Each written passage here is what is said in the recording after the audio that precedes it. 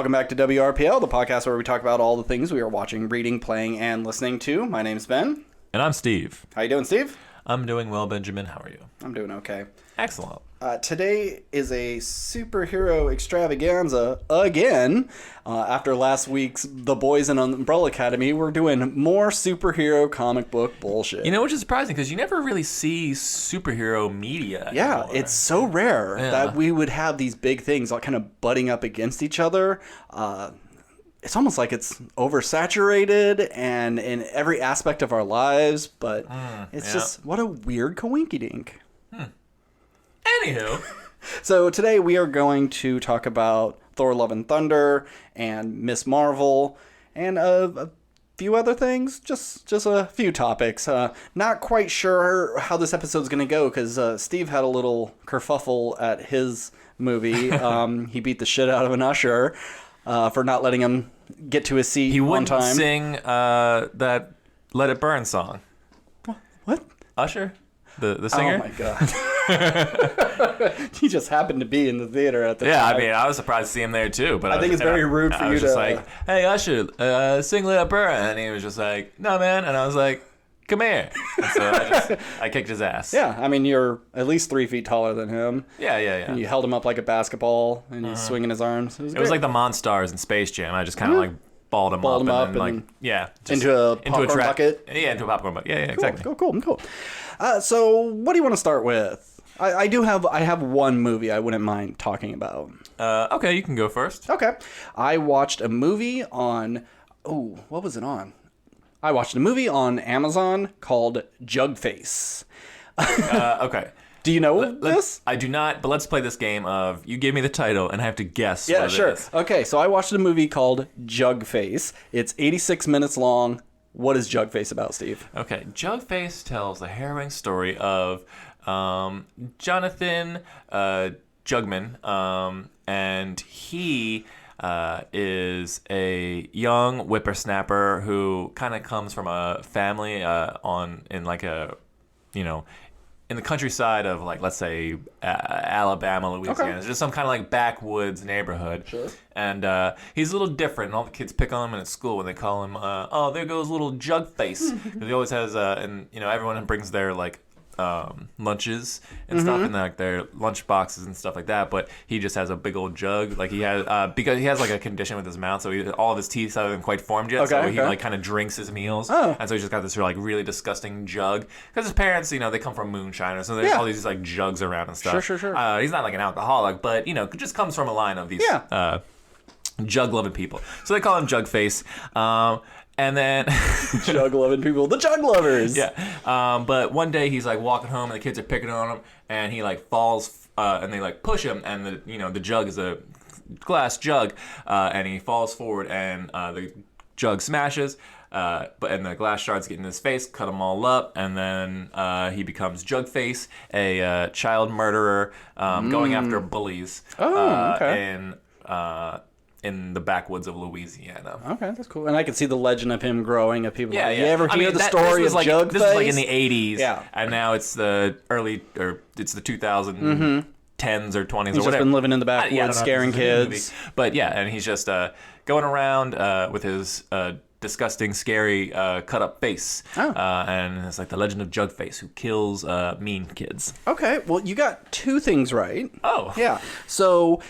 it does take place in kind of a backwoodsy location, and they are moonshiners. But I don't want to call it like a cult or a bunch of crazy rednecks. They're just people who live in the woods. It's a pretty small community, but there's multiple families, and they have a pit on their land, and they don't necessarily like worship the pit. It's just the pit sometimes asks for sacrifices, and you have to, otherwise it will take lives. And so you give it lives, or it's going to take lives. Yes, but you could also ask the pit for, we want the harvest to be good, or we hope this pregnancy goes well, or we want this batch of moonshine to be good, and it grants these things. Or Ma's sick, so we put her in the pit, and then she got all better because we give the sacrifices. So I mean, let me just talk about the pit real quick. I wish this movie had a little bit higher budget, because this pit is pretty pathetic. I mean, it's a couple feet deep, but it's not all that interesting. And maybe that's the point. It's not some deep, scary pit. It is just a pit with a little bit of water and some roots growing out of it, and you got some tree stumps around so you could do the sacrifices. It's just a little more production value in this pit. It's almost like they found this pit and then wrote the movie on it. Must have been a sexy pit. Brother of Brad, perhaps?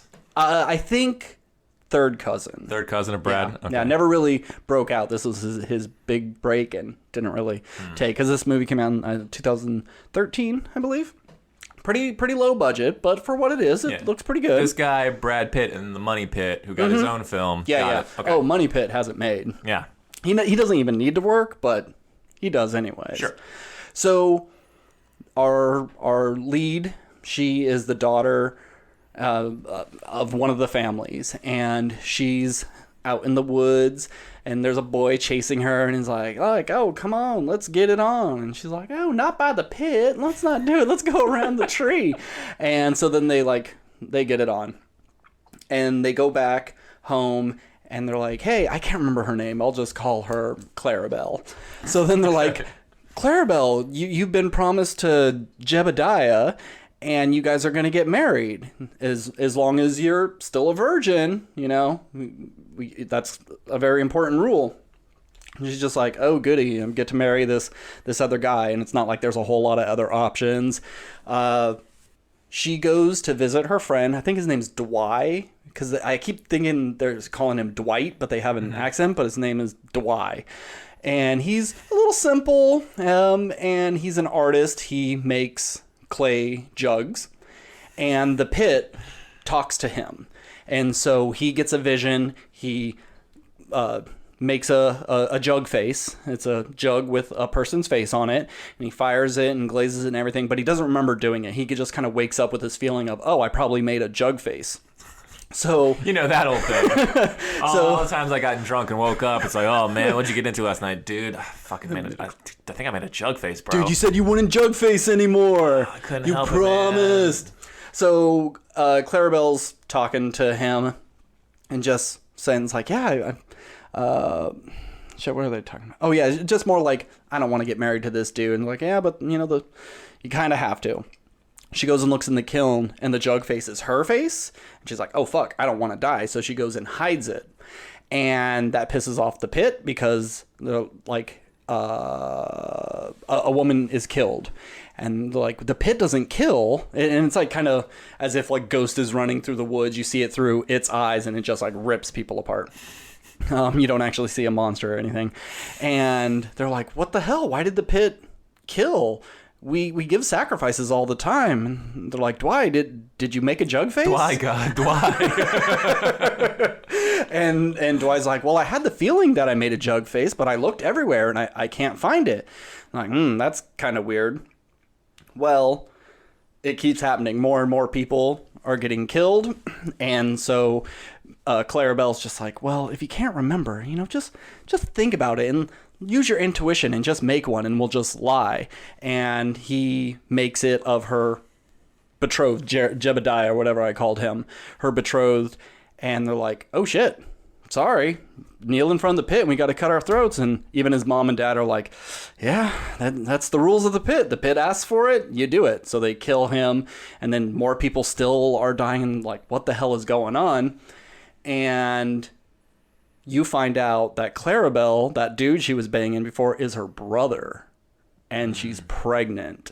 And so he's like, you know, don't you dare say anything about this, otherwise, you know, yada, yada, yada. And so the townspeople are pissed off, and, you know, they want revenge, and in the end, they sacrifice her. Like, she willingly goes to it and is like, yeah, I should have just listened to what the pit wanted and did my jug face duties. And otherwise, all these people wouldn't die. Because it's like one guy loses his wife, his son, and his daughter. And it's just like, damn, if she just would have done the jug face, you know, like she's supposed to, everything would be okay. It's pretty low budget. Not everyone's a great actor. The lead kind of reminds me of Kristen Stewart.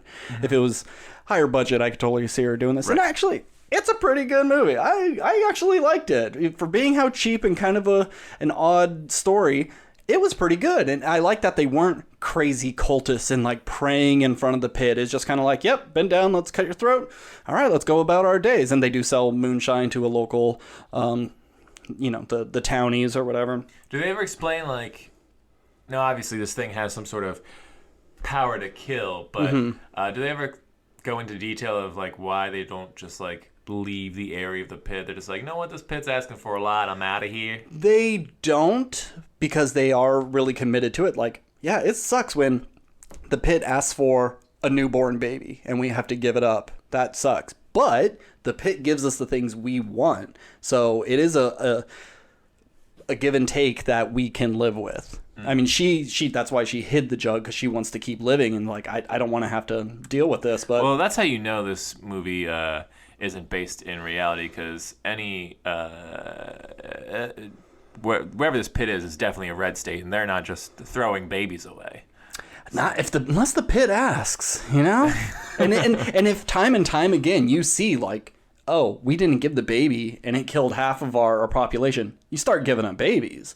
So I only stopped on it on Amazon because the name Jugface is pretty funny, but this synopsis was just like, okay, that sounds pretty interesting. And the first few minutes, I was just like, ooh, this is a little cheap looking. I don't know if I like this. But as it got going, I was really into it. I'm pro Jugface. Well, I'm currently reading something, but I'm not done. I'm currently playing something, and I'm not done. And we're going to talk about something we watched. And I listen to stuff all the time, but it's nothing that, you really don't finish listening to stuff. You're always just constantly listening. You're just constantly listening to stuff. But I did consume something recently. And it's something I've had before, but it's, well, I'll just say, I've been having some cream soda lately. And big topic of the day, cream soda. This is just as an aside. I gotta say, cream soda's pretty good, because here's my thing with cream soda. I have one. I'm like, oh, this is good, and I don't have one for like 6 years, and then I'm like, you know what? I haven't had cream soda in a while. Do I even like cream soda? And then I'll go have one, and then I'm like, oh, that was pretty good. And then the formula just keeps playing itself over and over again. But I don't know what happened. I was just like, no, let me get like a 6-pack of cream soda. And I'm chugging these things. And I'm just like, you know what? I think I always felt like I would get sick of drinking cream soda because it's just like too sweet or something like that. There's certain things. It's like, oh, there's certain like beers. It's like, oh, I can have a cider, but I'm not going to drink 8 ciders or something like that. I like chocolate milk, but I can't drink chocolate milk all the time. Yeah. So that's how I felt about cream soda. But I've been having them with every meal, and you know what? That cream soda is damn good. Yeah. And I've decided that fans of cream soda or cream-based products, and I've done no research into this, and this is just something I want to talk to you about. I decided to call myself fans of cream-based things are called creamies, just because I think it's a fun name, because there's so many, I imagine, pervy names that go along with cream. Yeah. Like, we can't be called, it's like, fans of cream-based products can't be like, oh, we're the cream guzzlers, because you put that into Google, you're going to get some weird stuff. But creamies kind of sounds more innocent, and, we call anything that we are eating or drinking with cream, and it's like, oh, how's that cream over there? It's like, whether it's cream soda or a cream-based dessert or something, it's like, oh, this cream, so fucking good. Yeah, it's all just cream. Yeah. So if there's like some sort of, if there's like a cream con, we're all creamies, and I just want your opinion on Not creamers? No, because creamers is definitely a sex thing. Yeah. So. But saying like, we're creamies sounds kind of weird. Like, I'm a creamy? Yeah. I guess if you identify as a creamy. If your personality is based on cream soda, you're probably pretty weird. There's bigger things in the world than cream soda to look. Every fan base has their thing, and a lot of it is like celebrities. Like, oh, you like Chris Pine? We're the Pine Nuts. You like Benedict Cumberbatch? We're the Cumberbatch. We're Cumberbitches. Cumberbitches, yeah. It's like, so Beyonce has her beehive. Yep. So if you're a fan of cream soda or cream-based products, you're a creamy. I'm a creamy. We can be creamies together. We're cream brothers. Creamy brothers. No, that's probably another sex thing. That's like Property Brothers, but they work in a cream soda factory or something. Yeah. Well, I wanted to call it'd be fun to do, but once again, I felt like there's no way it's not a porn thing. I thought we'd be cream. cream queens. Okay. Instead of scream queens. Yeah. But, yeah, no. No, that's definitely a subcategory as well. So, because unless you find something better that I like, as of right now, it's just more fun to say I'm a creamy. I think you would have to kind of... Because cream soda, along with root beer, it's really foamy. You get a really thick head at the top. So if you were like, we're thick heads, something like that... It's not as disgusting sounding as we're creamies, cream brothers, and cream queens. I still like creamies. But anyway, I guess I'm asking, what's your opinion on cream soda? Are you a fan of it? How often do you get it? What's your favorite? Do you have a favorite brand? Because I'm new into the cream world. I'm a baby creamy. Well, I'm an old thick head card carrying cream boy, and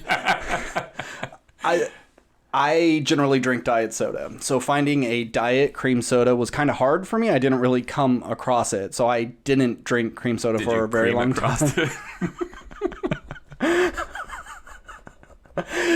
But at Walmart, they generally have relatively cheap sodas, and I can get my Diet Dr. Thunder, and they have their what is Sam's Choice? Is it Sam's Choice? I think Sam's Club or whatever? No, Sam's Club is the building. Sam's Choice would be the brand. Yeah. They have a diet cream soda, and we've talked about this in the past, and it was a joke on American Dad where Klaus is drinking Roger's cream soda, and he opens one and goes, "Ooh, it's a good batch," and I never got that joke until I started drinking cream soda more frequently.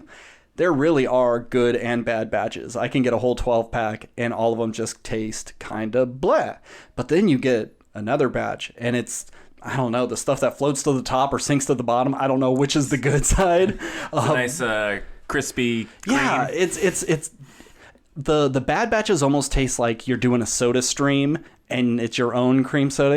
It's like, yeah, I guess it kind of tastes like soda, but it's a little off. This doesn't taste like Coke. It doesn't taste like Pepsi, but I get what they're going for. That's what the bad batches do, but the good batches are just absolutely amazing. So I actually buy cream soda pretty frequently now, but I do have to hold off because I'll drink my 12-pack and then I get a little sick of it. It's not like other sodas, like I love Diet Mountain Dew and Diet Dr. Pepper. I could drink those all the time and never get sick of it. Cream soda is kind of like, I do a 12-pack, I wait a bit, then I'll do it again. But yeah, I love cream soda, and I was very excited when Dr. Pepper was having their Dr. Pepper and cream soda. And I thought, best of both worlds. I love these two sodas. And I gotta say, they suck. Yeah, well, that's the thing.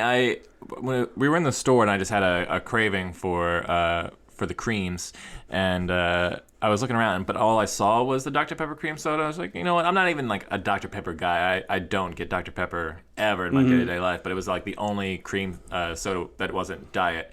And I'm an anti-diet person typically. So anyway, I was like, all right, let me just give it a try because whatever. One time I'll get it, and mostly it tastes like Dr. Pepper, but it was still enough cream in there to satisfy like my taste bud appetite for it. And so I was just like, you know what, I might be a creamy now. It's a term I'm coining right now in case it's not out there. Trademark the creamies. And so now I am on the hunt for the best cream out there. And I've had truck stops, bathhouses. Yeah. Email us, shoot us a message on, DM us directly. Yeah, we know you like getting things shot at you. Yeah.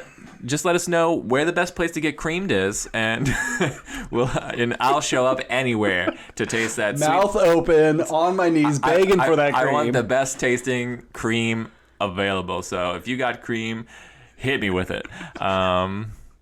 Anyway, can I tell a cream soda story real quick? Well, cream soda, no, but cream story, yes. So when I was living in Vegas, I lived close to an A&W fast food chain, burgers, fries, yada yada. It was connected to a Long John Silver's, so I was always kind of wary to go there because Long John is just the worst fast food place there is.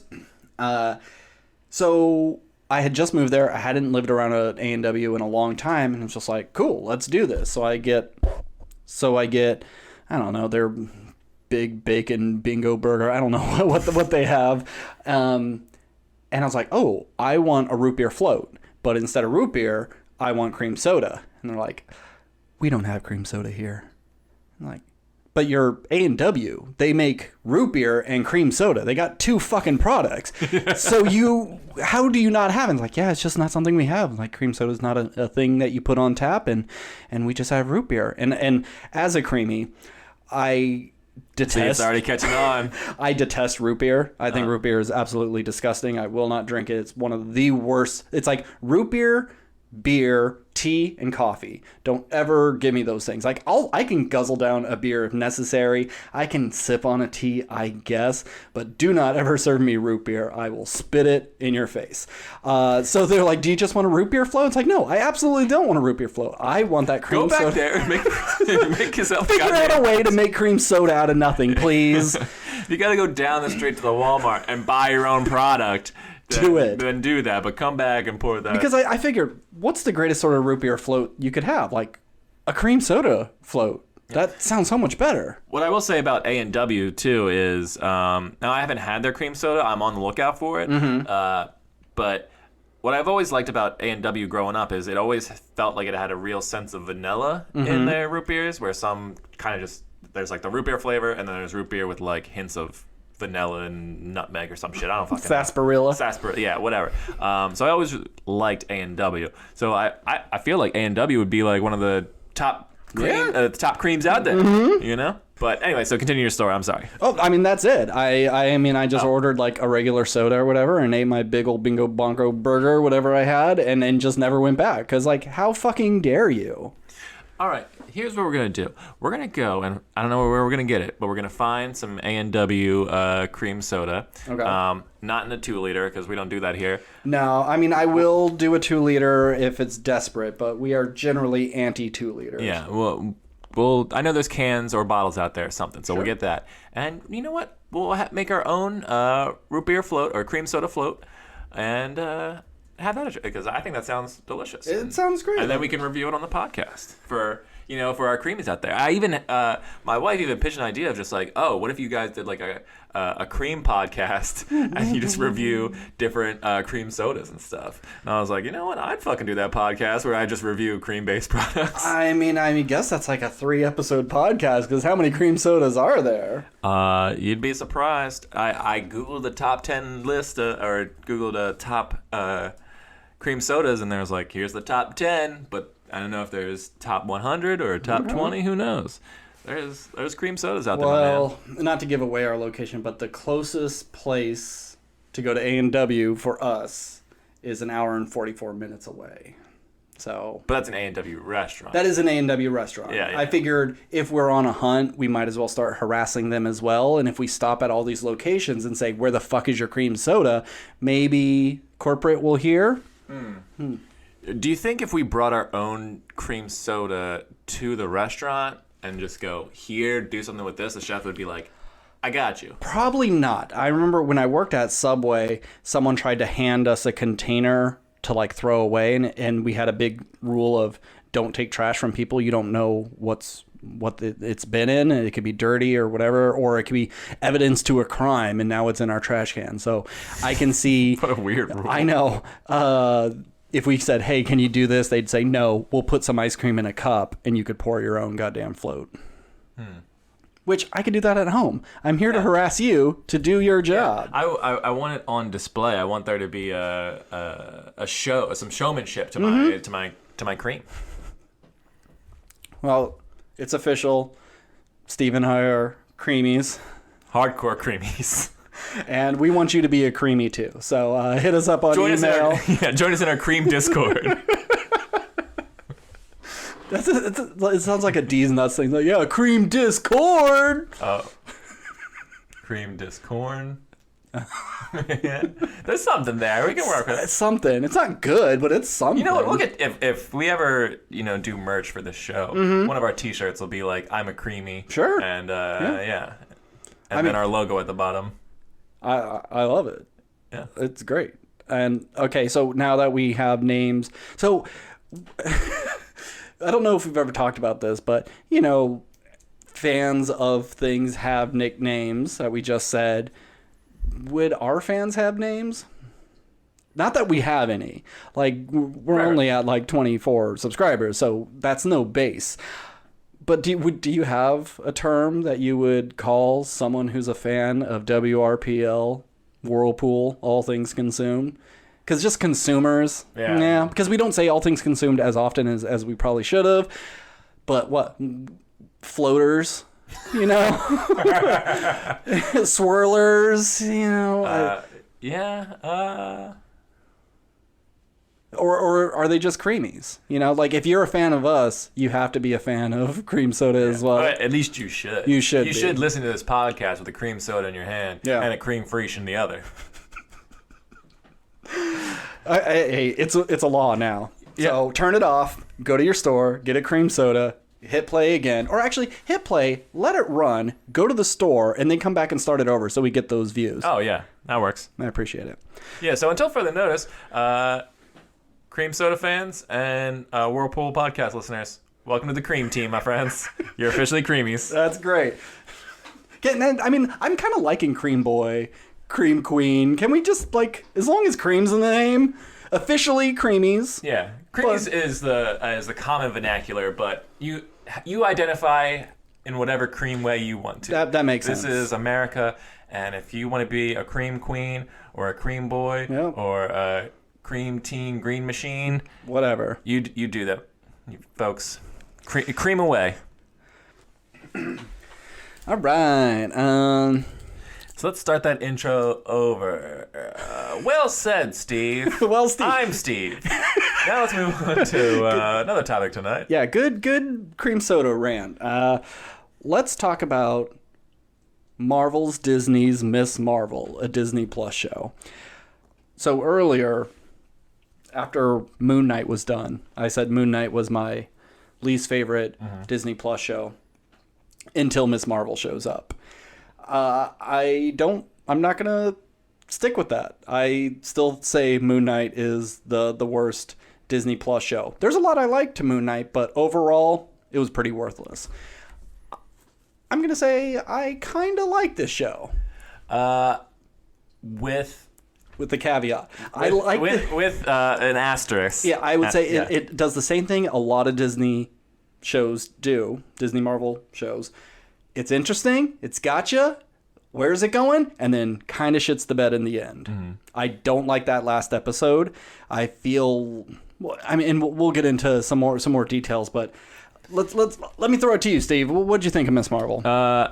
Yeah, I had no real expectations for this show. Like, I've been adamant on this podcast that like a lot of the Marvel stuff hasn't really blown me away. It's like they all have their merits, and so I assumed that there would be parts of the show that I liked, but I had a feeling that if there was going to be a show that I disliked, this was going to be the one. Mm-hmm. And I'm happy to say I was wrong, and that I actually enjoyed the show more in the sense that like I think what helped me is when I went in, I'm going to go, all right, this isn't going to be a superhero show. This is going to be like a quirky family drama. Yeah, it's going to be like something that would be on ABC Family or something, but with superpowers. Yeah. And when I thought of it that way, I enjoyed it. That being said, it still has big budget Marvel stuff it has to do, and I think it has the worst episode of all the shows. Okay. And it's not the finale. In my opinion. There's an episode that I was on board for the show up until a certain point, and then this episode happened. I was like, oh, I think I fucking hate this show. Is it the flashback episode with the flashback train episode? Oh, okay. Yeah. And I'll get into why later. But yeah, it's just like I think I don't care about the show. And then the finale for me saved it a little bit because I think it got like back on track. But by that point, like I didn't ultimately care in the grand scheme of things. But more than not, I enjoyed the show. Okay. Would I want a season 2? Probably not. But I was pleasantly surprised. Okay. So for those who don't know, Miss Marvel is the story of Kamala Khan. She's, Pakistani, has a Pakistani family. Her brother's getting married soon. parents are kind of controlling. Dad's a little more lenient than mom.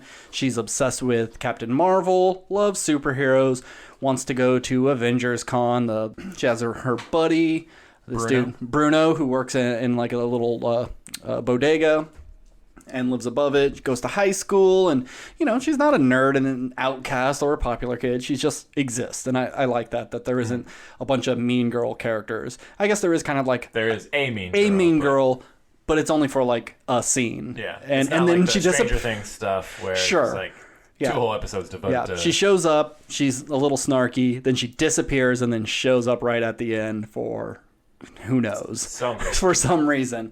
So she finds a bracelet that is in her grandmother's stuff that has been sent to them. She puts it on, and it gives her special powers.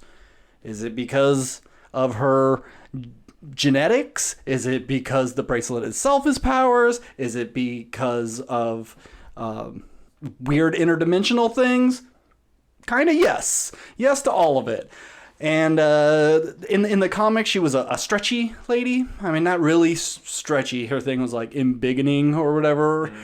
She kind of like made herself big or small, or it wasn't like Mr. Fantastic, who would wrap you around a telephone pole and then punch you. She would just like make her arms really big and then punch you. But since Mr. Fantastic is coming in the next few years, I'm sure they don't want multiple stretchy people, even though they have multiple fighty people, shooty people, flying people. God forbid you have people who have at least somewhat similar powers. I'm like, Hulk and Thor are kind of like close power levels. It's just a look is different. And so they went, nah, let's not do stretchy. Let's give her crystal powers? I guess it's like crystal force field. Yeah, I mean, I haven't done the research into this, so I don't want to like say that that's the reason, but it kind of feels like the reason that they did that. I think I've seen some stuff that they just wanted to do something more with like the character's background and give that ability something that sets her apart. But I don't know if I necessarily like that. Like I like the idea behind it, but I just don't think visually it was all that successful, and like I didn't care. Like I was looking forward to the big cartoony silly hands. I really was. Because when you as just well. see it in like shiny light form, it's like, oh, okay. So it's Green Lantern stuff. She's pretty much Green Lantern powers, but less creative. She really just kind of makes big fists and platforms that she could jump on and shields to block. No Hot Wheels race car tracks like Ryan Reynolds did. I think it's kind of a shame because I guess in the comics there is she can shapeshift as well. Like since she can stretch her body in any way, she can kind of look like anybody. And so when she first gets her power, she looks like Captain Marvel. And I think it's supposed to kind of play into that of, oh, I'm this quote unquote outcast and people don't like who I am because I am Pakistani, so I can look like whoever I want. And then it's embracing who you are and what you look like. And this, they don't Which really... is like a classic coming of age teen thing that they didn't decide not to do. And then, and I get another reason why is maybe you want to separate her a lot from her comic book counterpart because she is an Inhuman. And to do Inhuman stuff, which they already tried to do with the Inhuman show, check it out, Disney Plus, amazing show. And then you have to like integrate the Terrigen mist, and I feel real bad for Agents of S.H.I.E.L.D. because they spent seasons upon seasons building up Terrigen mist and making it work, and the main superhero in that is an Inhuman as well, and then they just go, oh, no one really watched Agents of S.H.I.E.L.D., so fuck it, it's not canon anymore. No, genies. yeah. Oh, you're from a family of Jinn or whatever, and then I guess maybe you're also a mutant because fucking humans, everything's a mutant now, which we'll get into. It's a shame because I also wanted to see stretchy powers, because when you see her like, oh my god, there goes Miss Marvel, and she's just like running away. Like normal speed, normal out of shape 14-year-old kid running on platforms. It's not like she should be doing like Iceman powers and making like slides to get her around, but she's just running away like normal. Yeah, or I mean, I don't know how you would do it without like really just doing destruction, but like it would be cool to see her with like those big hands just like grabbing chunks of sides of the buildings, or like lamppost and just kind of like flinging herself because Yeah. I imagine it gives her like the strength to throw her small body across. She'd be like a rubber band, you know. You kind of wind her up and let her go, and she could go flinging. But nope, she just kind of lightly jogs away on her little platforms.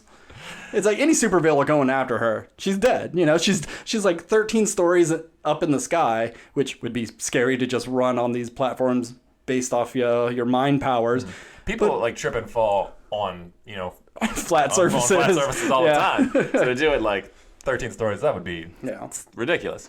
Okay, so you weren't a fan of the powers. Yeah, I don't think they're terrible, and I think it probably works for the show, and the budget to do that is probably a bit higher, so I'm fine. Is it though? Is just because I've heard this argument where it's just like, oh well, maybe they didn't do it because stretchy powers would look silly in the grand scheme of things. It's just like, but like her light crystal power like looked just as silly to me. But that seems like a built-in plugin that's easy to create, where it's like, oh, we gotta have her physically do this, and then we gotta morph and change her body, and then it's a CG double.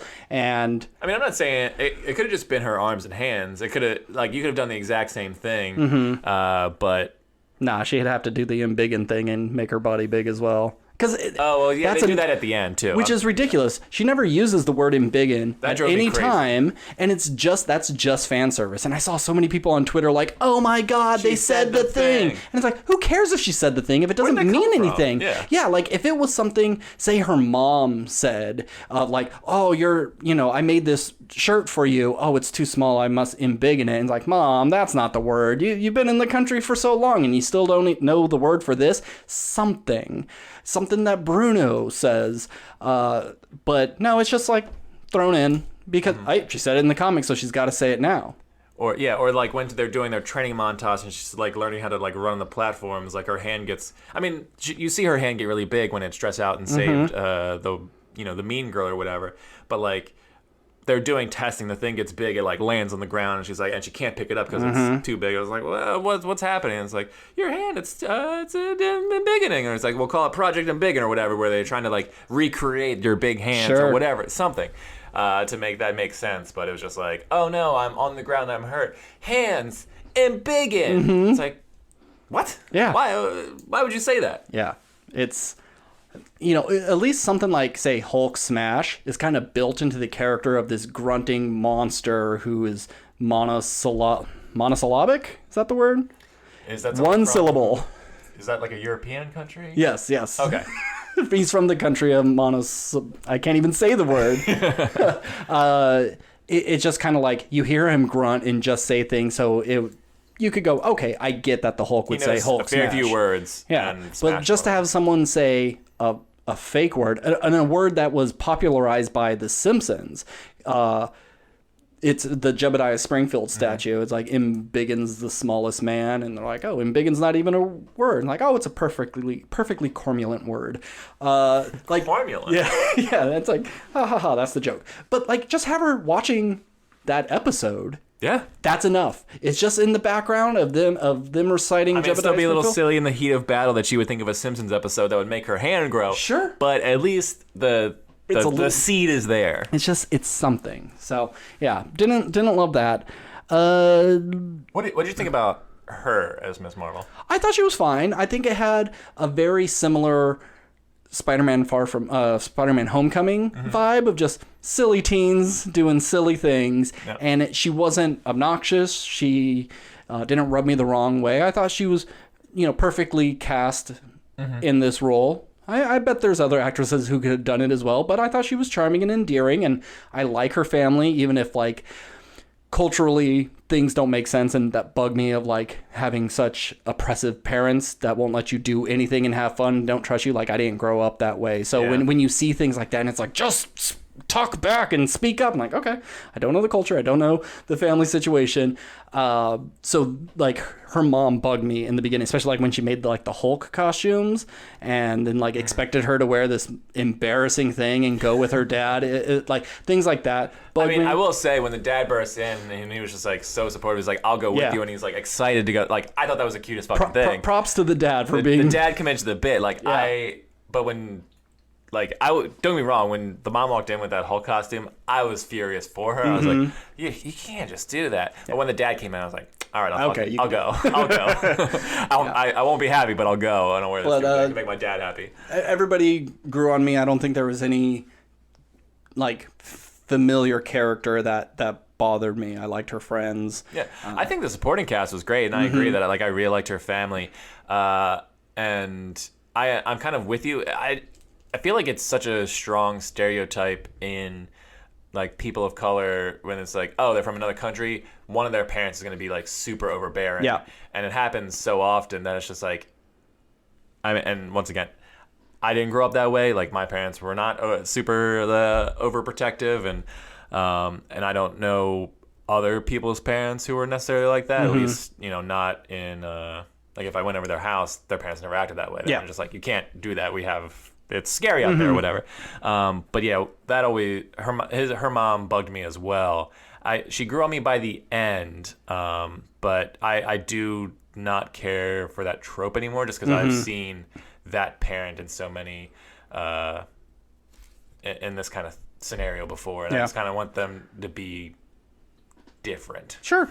Yeah, I liked everybody except for maybe the villains. I don't really like any of these villains on both villain sides. Yeah, so before we get to the main villains, we have the damage control, which I thought they were just the cleanup people, because at the beginning of Spider-Man, they're there to just take over the construction after the major event in New York. I didn't know damage control was like it seemed like they were a subsect of S.H.I.E.L.D., but they're S.H.I.E.L.D. that kind of... So if S.H.I.E.L.D. works with superheroes, these guys are the ones who are like, I'm going to arrest superheroes before they... They're ICE. Yeah. They're superhero ICE. Superhero ICE, yeah. And I didn't really get where they were coming from or care. I don't remember any of their names because you got like two characters. You got the guy on the phone who's just like yelling at the woman agent from Orange is the New Black. Yeah, the only thing I know her from. Yeah, it's like I don't get her motivation or why she really cares. I know it's just like public safety or whatever. And it's like, is that really their whole thing was, we got to get this person because it's unsafe? Yeah. Because it seemed like they had a bigger plan. Like, we need to get her. She's important because ... Like, we never see these guys really go, at least, I mean, they appeared in Spider-Man Homecoming or whatever briefly, but we never really got an inkling of these things again. So suddenly they're just in this show where they just seem like, oh, are they supposed to be a big deal? Like, they're out there arresting metahumans before something worse happens than it does, because it's like we've never seen them like show up before, and like we've seen so many heroes just suddenly pop up. They're never just like, oh, well, Captain America ran into him and Captain's got him or something. Whatever. So I didn't care about them. It's like once again, they don't want to use S.H.I.E.L.D. anymore. It's like, okay, if Nick Fury is there, cool, S.H.I.E.L.D''s awesome, but if we don't have him, we're not going to use it. This seems like it would just be a subsect of S.H.I.E.L.D. But yeah, I don't know their motivation besides public safety, and that's thin. You could have replaced these guys with cops, with the FBI, actual government agencies we have, but or you make her being kind of rogue, where her boss is like, look, we need to bring him in for questioning because this thing happened, and she's like, no, all these people need to be put down, and she's going against her boss's wishes, and it's her own agenda. But it seems like damage control are just the bad guys trying to stop, superheroes. So super uninteresting. Yeah. Then we have the Jinn crew, because once again I don't know any of their names. They're just genies from another realm who their big evil plan is to go home. No, I think they want to merge realities. They want to. But I watched every episode. I don't remember them ever talk. It's like I understand. Like I was talking to somebody. I was just like, what was their plan? Yeah. It's like I know like. They wanted the bracelet. They wanted the bracelet so they could activate a portal that would get them home. But the concern was if they opened the portal, it could bring the destruction of the planet. Okay. I believe that was the thing. I see. But so they weren't evil. But they just, acted evil because they just wanted to get back to their house. Yeah, essentially, it's like pretty much. that's the big villain of this series is people who were like, hey, I'm not where I'm supposed to be. I like to go back to where I was, and I'm willing to hurt people. Yeah, I'm willing to sacrifice your world if that happens to go back. I get, but like I didn't care about that at all. I was confused by it. It's like and were they from another? Are they like genies from another dimension, or are they genies from our world who exist in this like in between area? Like, could I rub a lamp or something? These motherfuckers pop out. No, I don't think so. I think they're like, just. I know they're not traditional genies, I guess, but they kept calling them jinns, which are short for genies. So like, what the fuck are they? Because they're not granting wishes. They're just magic beings. I would just chalk it up to like Asgardians are not gods. They're just aliens living on a different planet from another world, that their magic is like science, or is just so close to magic that we can't differentiate. These are just people with powers from another world who are here, but they're not real. They're not going to actually grant you wishes or have any real special powers besides fight good. It's like I don't know their powers. I don't know what their abilities are. I don't know why I should be afraid of these people, other than they could stab you. They could kill. They could fuck you up, I guess. I guess it's like they're hopping and traveling all over the world with some form of it. I mean, I know they've been here for a long time, for hundreds of years or something. But eventually you get to a point where we need birth certificates, social security cards, driver's license, and you need these sort of things to be able to live in the world. But I mean, that's unimportant. Yeah, I don't care.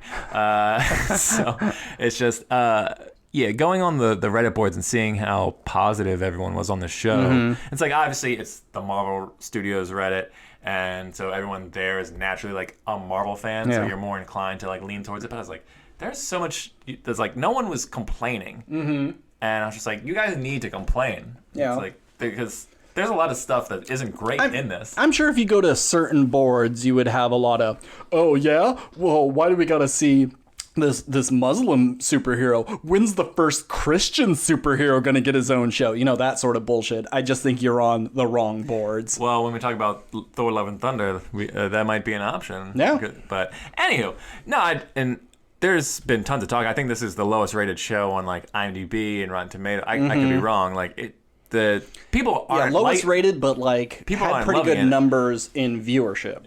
I'm just saying that it was surprising to me that when I went, because I always go to the discussion threads on Reddit to see what people have to say and see if there's things that I missed. But there's very little hate on there, which not that I want hate, but you get what I'm trying to say. But that could also be a moderator thing of going, this is a positive board, we're deleting all the bullshit. So I'm not talking about bullshit. I'm talking about like, I didn't like the camera angles in the shot, like that kind of stuff. Minor criticisms, not overt racism. Yeah, no, that's not. I'm not talking about that stuff. Yeah, it's like no one can everyone just seemed to really enjoy it, and I enjoyed it as well. But I had a lot of problems with like every episode. Yeah, I guess like charming characters and likable characters really goes a long way for absent of interesting story. Yeah, because. Well, let's just keep going into it. Well, one thing I didn't like about the show is all the action scenes I thought were terrible. Dull. Very dull. Maybe that's why I had to be bright, shining crystals, because it's like, ooh, look, isn't this interesting looking? Not much is going on, but they're shiny. Yeah, I just felt like her powers weren't really used in all the interesting ways, and I think like maybe it was one of those things where they couldn't get like a stunt person her size that's like an adult that they can really do cool stuff, so they have to just like do all these like really lame flips and stuff, or she like gets pushed over, just like they do enough CG body doubles. I don't think that's I don't know, just really really bad fight choreography throughout the entire show. That was a big thing for me. Then you have the Red Daggers, who are like this other secret society, because we've had like 40 secret societies in this group, and they're just regular assassins, right? They're not like good guys or bad guys. It's just like they just are like, the Jinn are bad, we stop them. I think that's their only purpose. So they've been fighting Jinns for hundreds of years. Okay. But it seems like there's only the 5 or 6 Jinn that have been around. Are Jinns a bigger problem in our world, or is it just these? Because it seems like it's just these 5 or 6, and if this society is there to like eradicate them, you're doing a pretty bad job. They've been around for a couple generations now, and you didn't even get one of them? Yeah. Come on.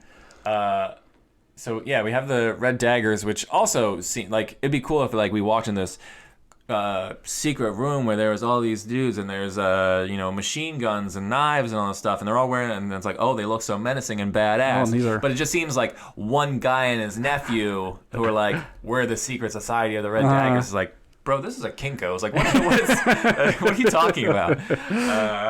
So like I didn't get them. I also don't understand like why you have your secret society where your one member is a 16-year-old kid, and then the genie it's just like, what are the chances of just like all these highly trained 16-year-old fighters? Because Kamran, the first initial love interest, was part of like the fighting group of the Jinns, and then she meets this other guy in where did they go? What was the place? It wasn't Pakistan. I mean, it was Pakistan, but the name of the doesn't matter. Yeah, it's just like, how many 16-year-old assassins are you going to run into nowadays? Yeah. I mean, you make it a show and he's a 40-year-old assassin hanging out with a 16-year-old girl. It's a little weird. Yeah. So it makes sense for the characters, but it just doesn't make sense for the world. Yeah. I mean, I know some people might just say, well, that's a nitpick, and that's fine. That's what we do, baby. There's a lot of stuff in this show that kind of like took me out. It was just like, this seems kind of silly. Yeah. Is there anything else you want to say before? Do you want to say anything positive besides the characters are charming and likable? I really like the music of the show. Music was good. I really like, and it's more in the beginning, and then you get a little at the end. But the visuals of like the graffiti coming to life, or they're talking in a text message, and like a neon sign will change to what it is. There's some good artistic choices that I really enjoyed. I wish they did more of that, because I was really into it, because they did it a lot in the first, I think, 2 episodes, and they kind of abandoned it. Yep. It was just like, oh, look how fun and quirky this is, and then it's like, oh, now we have to do the Marvel stuff. It's like, oh no, you should have just like pushed the Marvel stuff to the side and just had the teen thing where she's like trying to figure out school life while dealing with powers, like very Spider-Man-ish kind of stuff. Because I was actually more interested in the coming of age story versus the like superhero story. I didn't give a shit about the superhero stuff. But yeah, I liked the music. I liked all of her friends and the cast. I liked the artistic choices. I wish there was more of those. And that was the main stuff. Nothing else is really coming to mind. Well, let's get to your least favorite episode. Episode 4 or 5? Episode 5. So this is the episode right before the finale. I hate this episode, and I thought it was going to be the episode that would be like the easiest for me to love, because I love a good like high concept episode. And it's like, oh, the main cast is barely in this episode. There's like a time travel element. It's a little backstory. Yeah, you get more. You can get more character growth and understand where like these people come from, and like the connections to the past, and the bracelet. And I just thought it like wasn't really all that well acted. And then you get to the scene at the end where I think it's at the end of episode 4, she like, her bracelet gets hit, and then she's just like back in time, but you don't know if she's kind of like, is she just seeing a vision, or is she actually there? Yeah. And then you come to find out at the end of episode 5 that she is actually there, and she uses her powers to save her own grandmother, which like should have been cool. Yeah. But it drove me nuts, because she's just like using this cosmic power through this whole crowd, and like no one reacts to it. Nope. And like there's just one shot where people are looking down. It's like, oh, that's weird. But like, I guess if you're trying to flee your country because people are trying to kill you, you're like, oh my god, what was that? Okay, who gives a shit? Let's go. Yeah, but it's not like the train was leaving and everyone's like rushing to get on. Like there's time that's going by and everyone's going every which direction. I understand like, oh, it's war times or whatever, so you got a lot on your mind. But like, wouldn't you think like, oh, is this some new chemical weapon that they're using? Like, I would be freaking out if stars were next to me. Sure. I love a good time travel story. And I do sometimes like when it's a loop and, oh my god, that thing that I was trying to avoid was me the whole time. But it's done so often. Rarely do you have time travel where you're not running into your son, your younger self, older self, something where it's like, oh yeah, when I was in the past, this crazy homeless guy hit me in the face with a bag of dog shit, and it really changed my life forever. And then you end up time traveling and go, oh my God, I'm the old homeless guy, and I need to hit my younger self in the face with a bag of dog shit. It happens so often, and just to be like, oh my God, it was me who helped my grandma, and it's a self-fulfilling prophecy. It's not very creative, and she didn't need to physically be there. She should have just been observing it, and then it's just an interesting way of telling the history of grandma. Yeah, or even if it's one of those things, because like her body wasn't there, she's just viewing it, but like she could still, like, she reached out, and through the magic of her bracelet, that it was something happened that was able to guide, like you see a hand scoop her up real quick and like toss her into her dad's arms, and you're just like, what the? And the guy's just like, oh my God, you could have done something with that.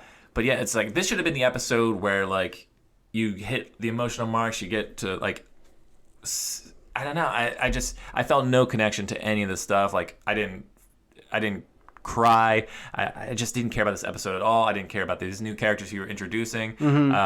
We knew that the grandma was going to be okay, but the grandma was so young, she wasn't like, obviously it's a small child, but like she couldn't even speak yet. So it's like, why do I care about this child other than it's a small child?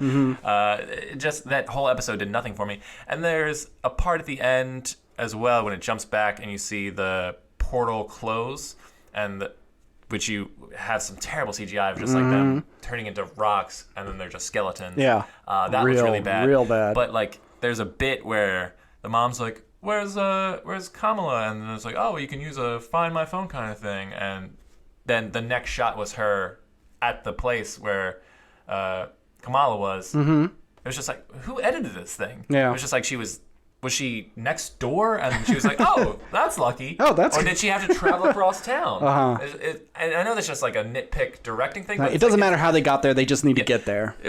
There's a shot of them talking, and then 30 seconds later, they're at the place where she is. And then there could have been at least one shot of them getting into a taxi cab. Sure. Or walking. But it's just, nope, we're there, and now we're there. Yeah. So the whole episode was just absurd. And I hated episode 5. And it made me go, like, I don't think they're going to land the show.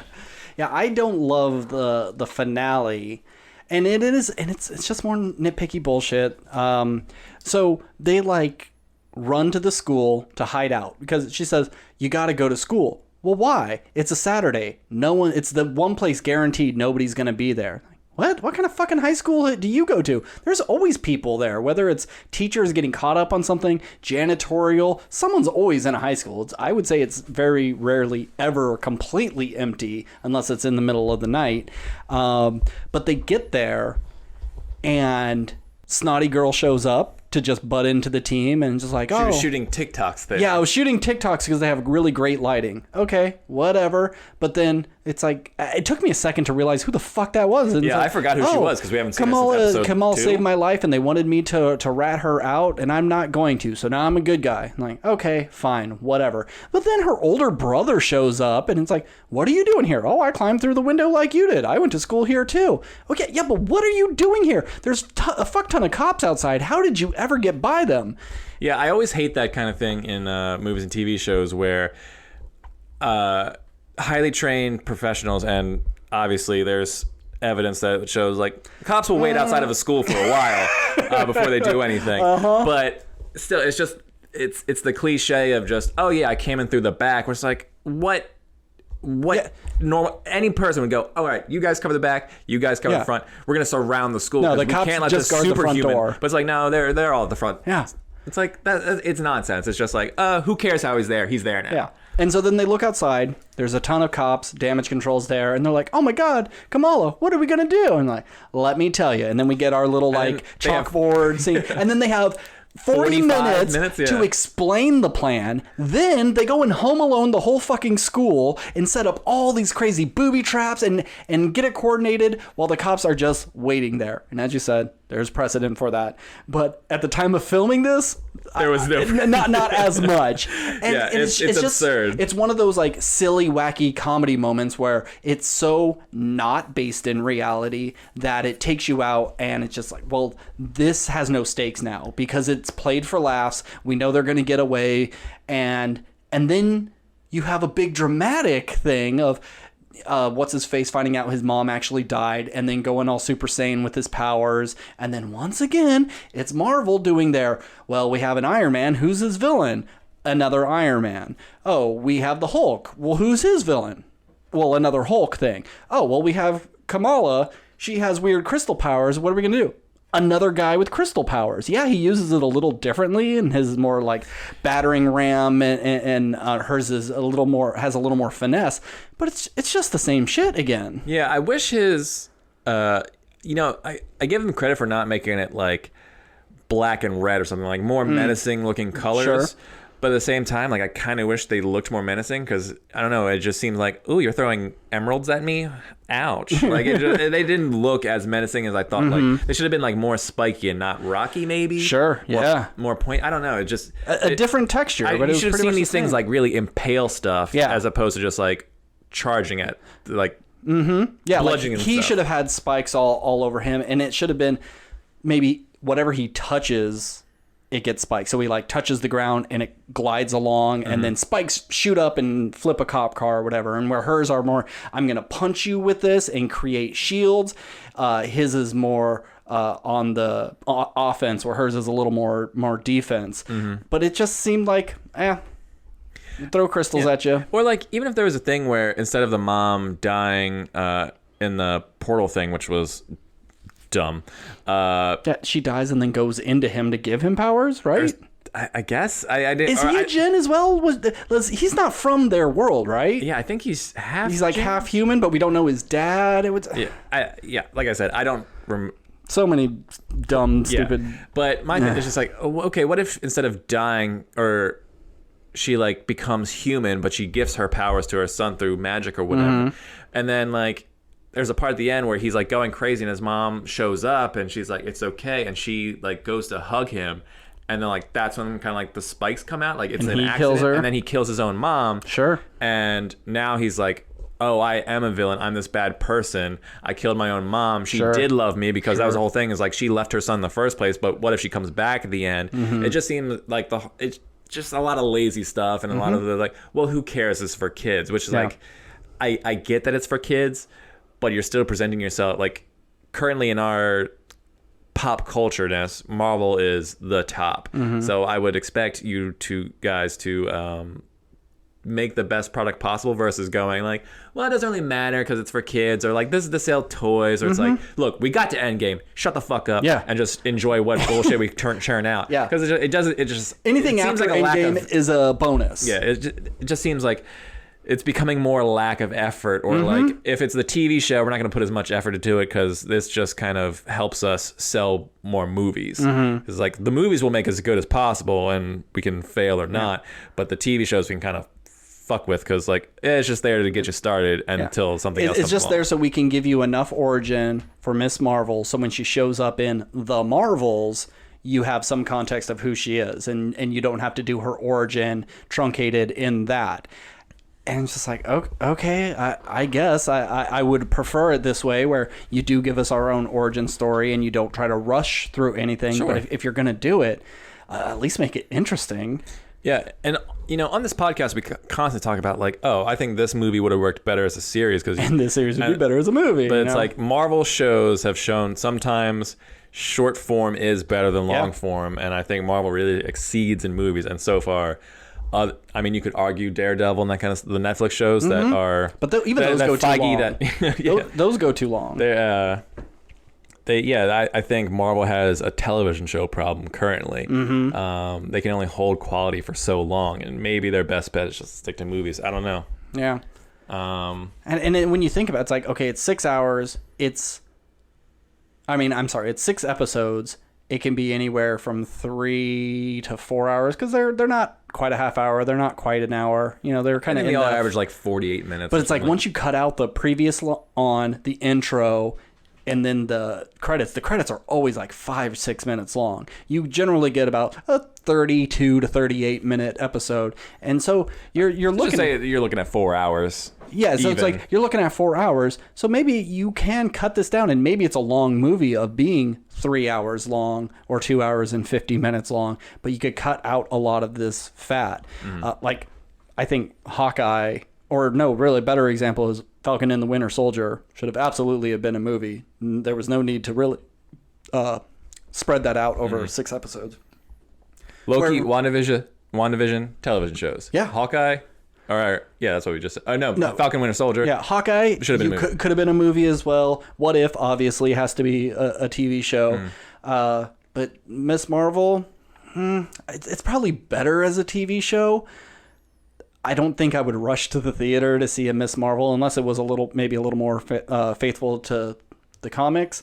So I guess they did it the best they could. Even if they went with the crystal powers, just give me an interesting villain, because I don't even remember this villain's name. Yeah, no, I don't either. It really should have been. You take out the Jinn stuff. It could be. I do like that they really kind of leaned into her family and their origins.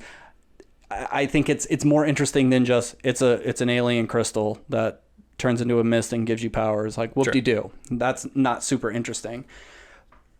But having her do high school stuff and keeping it from friends and, very, very much like a Spider-Man thing, I just wanted to see her do some superhero stuff. Like they kept saying oh, you're not going to go look for trouble. But she's like, you know me, you raised me as a good person and I got to help where the help is needed. And we see her kind of save a kid, but it would have been nice to see her out patrolling and trying to be a superhero, realizing it's not just having powers makes you a superhero, that it takes more. It does take some skill, and it can be very dangerous.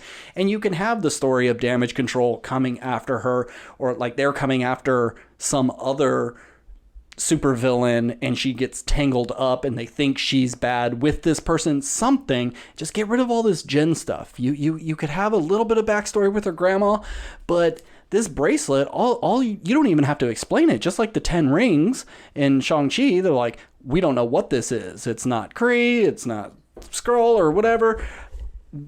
It's confusing, which I think her bracelet and the 10 rings, there's some sort of connection there.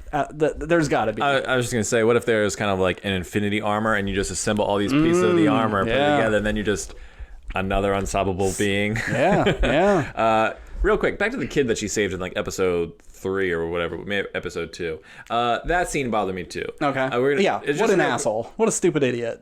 Just a real quick thing. It's so you have 200 people outside, and they all go, look up there.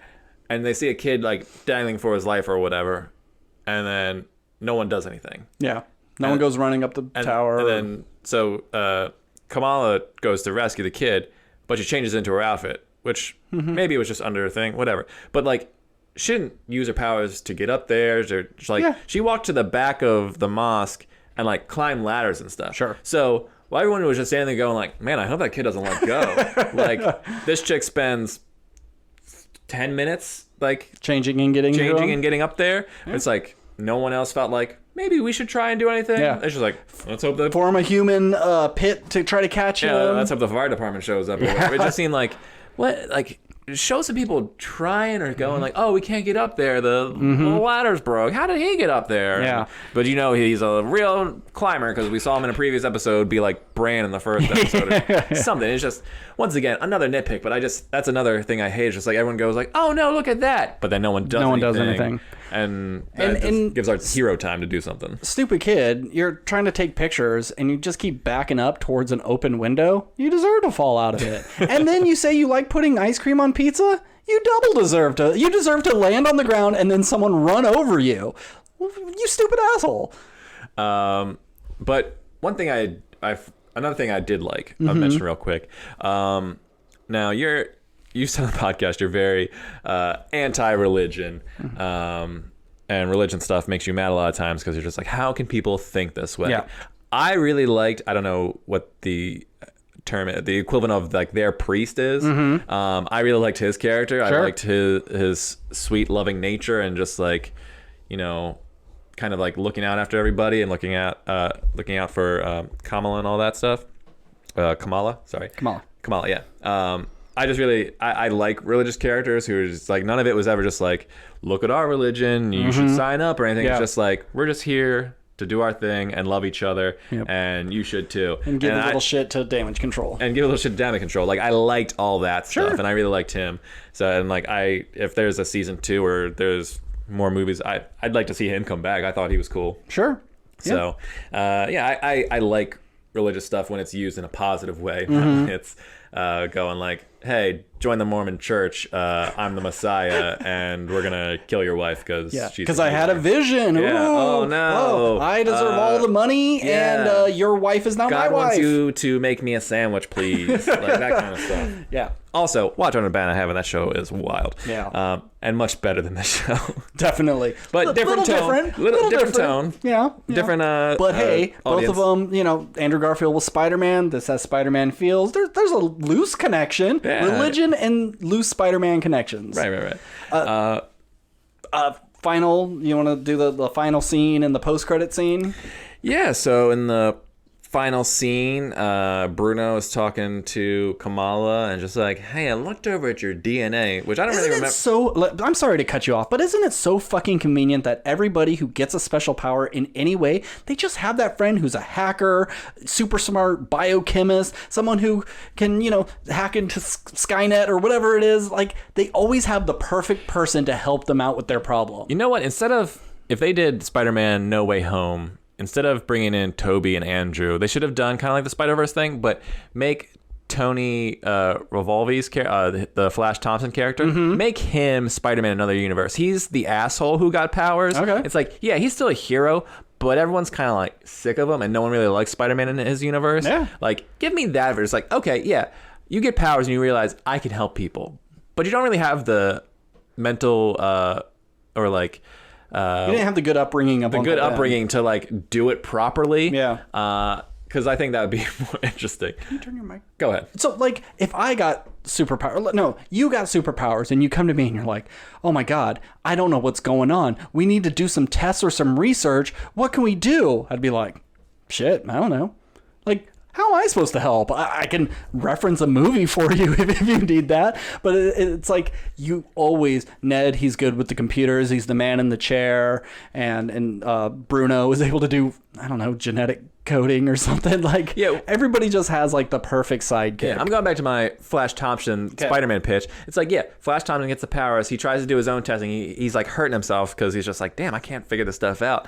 Who do I know is smart? Oh, that Parker guy. Yeah. He's smart. And then it's like, so you go to someone who isn't your friend, who kind of hates you, but then you build on that friendship, and Parker helps him become a better Spider-Man. Sure. And he no longer bullies Parker, and they kind of work together. It's like, okay, so there's I'm going to an outside source that isn't connected to me in any way to be my smart person. That'd be fun. You know what? Get someone on the phone. Get Marvel on the phone. So, it'd be kind of fun having Spider-Man as the bully, but then he has to go to his victim, but he knows Peter Parker's not going to help him. So if he goes as Spider-Man and just be like, look, I know you're a smart kid, Peter. Why don't you help me with these things? And Peter Parker would be like, oh my God, Spider-Man, that's so cool. And so then he's helping his bully that is a superhero, then at school is still afraid of his bully, but his bully is like, oh, do I keep up appearances so he doesn't figure out that it's me because he won't help me for all the fucked up shit I did, or do I just lay off a little bit? I think that's a fun story. Yeah, and Peter can be the one who delivers with great power comes great responsibility, and it's just like, and then you have a like little comical scene. It's like, what do I call myself? Well, I'm Flash. Flash is cool. What if I call myself the Flash? No, that doesn't. And you're just like, yeah, well, it sounds like you'd have a trench coat and nothing else. Ha ha ha ha ha. Yeah. So there's some fun. You know what? Write this down. Yeah. Call it Reverse Flash. Yeah. Can we do some quick Googles to see if there's been a Flash Thompson with Spider-Man powers? Because comic books cover everything. You know what? I think Flash Thompson is Agent Venom. Yep. So anyways, the ending, Bruno says, I looked at your DNA, and guess what? There's something weirder, even more than just your bracelet. There's some sort of mutation. And it's everything on Twitter besides the, oh my God, she said the thing was, oh my God, mutants are now canon. And it's like, are they really? They just use the word mutant. It's a pretty common word. It existed before the X-Men ever arrived. And I think this was kind of a lame way to bring it into the universe. Okay, she's not an Inhuman. We're not doing Inhumans. All Inhumans from here on out are going to be mutants. Okay, I'm totally fine with that. But have they always been around? Is this a new thing? And why is this the first time we're hearing of any of it? I think it was just a really lazy way of teasing mutants without being more than just a tease of the word mutant. Yeah, I was listening to another podcast talk about Thor and Love and Thunder, because I always form my own thoughts, but I want to hear other people's thoughts as well, which is, why people listen to us. Yeah, I don't think anyone's getting stealing our ideas. But they were talking about, like, kind of they're over the tags of these things, because it's not like before in the early stages of Marvel, you put a tag at the end which led into the next thing, whether that be a quick trailer or a scene from the next film, where now it's just like, oh, we're going to introduce Adam Warlock. That was like 5-6 years ago, and we still yet to see anything from Adam Warlock. And I think Guardians of the Galaxy Volume 3 is next year? Yes. In, like, November, maybe, of 2023. So, is that correct? Yes, I believe so. Yeah. So let's just say 6 years until we see Adam Warlock. It's like, they said mutants. When the fuck is that going to happen? They showed Harry Styles as Eos or whatever. His name is Star Fox. Is his superhero name, but his name was... But it doesn't matter. My point is... Eris or something? Yeah. Eros. Yeah.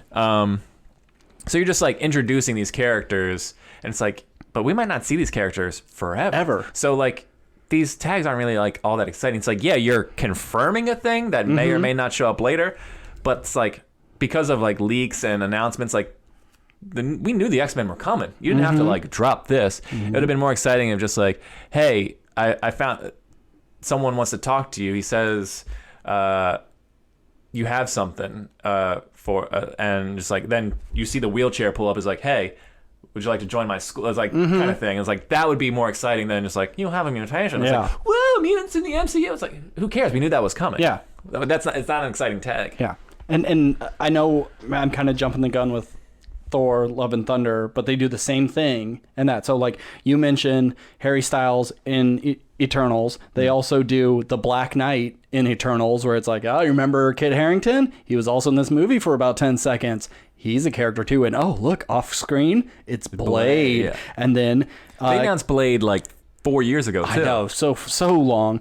And then you have Doctor Strange and the Multiverse of Madness, and it's like, oh, look, hey, it's Charlize Theron. She's a character. Wouldn't you like to see that? And then... But the weird thing about this Charlize Theron thing is just like, yeah, that one was a surprise. It's like, oh, that's cool, because I had no inclination that she was going to be in it. But then it's all like, who the fuck is that? Yeah, that's not an exciting tag for me. It's just like, oh, now I have to do Googling. Yeah, it's a tease for super nerds who may know that character, but it's more of a generalized tease for the basic audience of going like, oh my god, Charlize Theron's in the Marvel Universe now. I'm so excited for whatever that is. You don't know what's property. I mean, not probably Doctor Strange, but you don't know what she's gonna be like. But it gets people hype. They do one in Thor where oh shit, I forgot his name, but the dude from Ted Lasso is Hercules. Brett Goldstein is his name. Is it? Yep. Oh, Brett Goldstein shows up as Hercules. Oh, look, you like Hercules? Oh, he's going to finally show up. And then they also do it in... This might just have to be a Miss Marvel podcast, because we're talking a while about it. Oh, yeah, and then Adam Warlock at the end of Guardians, too. Even though they don't show it because they didn't cast it, they don't necessarily know what they were going to do with that character, it's still just it's not an interesting tease. It's just a reveal of more characters to come, and every single one of these could be absolutely dropped, never to be seen again. We may never see the Black Knight in Blade do anything, because Eternals tank so bad, they're not going to develop a Black Knight story unless he's in the Blade movie, but that's a cosmic thing inside a vampire story? That's stupid. Hercules? Are we going to get another Thor movie? I don't think so. I mean, maybe, but it's... The money wheel keeps on churning. Yeah. So let's finish up with Captain Marvel, because we got to get on to... so the last thing... Kamala's in her room and she feels weird all of a sudden, and she like sneezes or something, and then she's flung through her bedroom door, and then Captain Marvel pops up, and she looks around. She's like, "Oh, I'm in a bedroom of a psycho. Yeah. Why is my face everywhere? This is weird." So yeah, now and then the tag just ends with Miss Marvel return and Captain in the Marvels. Yeah. So like, do you think Captain Marvel said, "Oh no," because it's like, "Oh crap, I was in the middle of something important and now I'm stuck here and I don't know how to get back," or "Oh no, I realized I switched places with someone and that person is now in trouble because I was in a really bad situation"? My guess is the second one. Yeah. So, but in terms of the show, when I first watched it, I was kind of confused. I thought they switched bodies for a second. Oh, and it wasn't okay. until I went online where it was like, no, they didn't switch bodies. They switched places. Yeah. And I was like, oh, okay, well, that wasn't made clear from the show. But either way, yeah, all in all, C. Yeah, I usually don't rate. Like they're all kind of C's for me. Yeah, I don't usually rate TV shows in my lists. Yeah. But I'd say more entertaining for Moon Knight. It just depends on what you're looking for. Like, I know a lot of people I would not recommend this to because they don't want to see young girls learning their powers. It's like, they're like, "Oh, I'm a fucking dude, I can't relate with that. You know, where's all the guns?" So then I would probably recommend Moon Knight to those people. Yeah. But for my 10-year-old niece, yeah, absolutely, Miss Marvel's a great entry point for someone. So it just depends on what your taste is. I'd say it's one of the weaker shows, but there was a lot I like. I just think it really needed more focus. It crams a whole lot in, and a lot of it is unnecessary. Yeah. So I think if I'm going to do a quick ranking just for the fuck of it. Okay. So Miss Marvel and Moon Knight are C's. They both have their merits and demerits. Falcon and the Winter Soldier, C+. Okay. And Hawkeye, B-. And then WandaVision, also a B-. And then Loki, B+. Okay. I mean, What If is an F. What If I didn't care about What If. Yeah, I don't even really. Still counts. It still counts, but I don't personally count it for my own thing. Plus, Party Thor is the worst thing Marvel's ever made. I mean, obviously, with exclusion in terms of the MCU. I'm not talking about like the Spider-Man movie from like the 70s. Sure, or the old Captain America movie. Yeah, or weird shit like that. None of that. But yeah, Party Thor made me angry. And it sucks because, to segue into our next thing, Thor Love and Thunder, that Thor kind of is the Thor we get in this. They just turn him into a big idiot. He's just an absolute fucking moron. And I like goofy, funnier Thor, but I like him with the Guardians of the Galaxy in Endgame. No, in Infinity War. Yes, Infinity War. In Infinity War. Really funny stuff. Written by James Gunn. All that dialogue, really good. This is a man. But he's a little stupid, and that's fine. You know, he's gotten a little more airheady. And yeah, I think that's just like, when he's that good looking and funny, like, you got to make this guy dumb. Like, he can't be all the things. Like, we got to humanize him some way. How are we going to humanize him? Make him dumb as shit. It doesn't matter if he's been alive for 600 years. I don't think he should be this dumb, but make him dumb. So dumb. And so it's like, after Ragnarok, we made him a little dumb. It's a little funny. And then we see him in Infinity War. More funny stuff, really good. And then we go back to his own standalone, now written by Taika Waititi. And it's like, this is the nail on the coffin. I'm done with this shit. This dude needs to fuck off. He can direct things. That's fine. You don't get to write this shit. To me, this movie we got this really interesting story about Gore the God Butcher. And he's going around, he says all gods must die, and it's going to be dark, and it's going to be fucked up. Like, okay, cool, this is something different. And then Taika Waititi comes in and says, yeah, but this is a written script. Where's all the big gaps to let me improv? I'm like, well, I guess you can improv. I'm like, yeah, I'm going to rip out these pages because everything that you say in here is pointless, and I'm just going to let them wing it on the day. And then we'll just cut together the best of the stuff. And it just so happens all the improv is really bad. None of the jokes land. And you have this really incredibly weak story that has a great villain that does everything cool off screen. It's so fucking frustrating. This is one of my least favorite Marvel movies I've ever seen. I'm giving it a D+, only for We're just jumping straight. yeah, I don't give a shit. The only thing I really like about it is Gore the God Butcher. I think Christian Bale gives an awesome performance, and I wish we saw more. Everything else is incredibly embarrassing.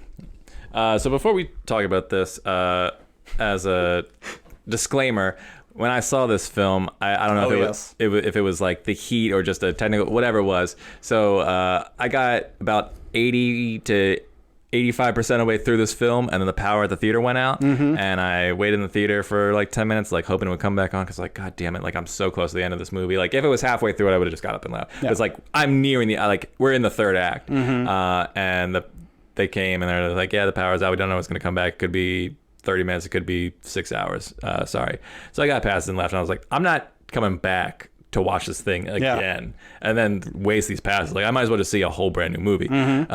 So this is probably my, like, most of the Marvel films I've seen at least twice.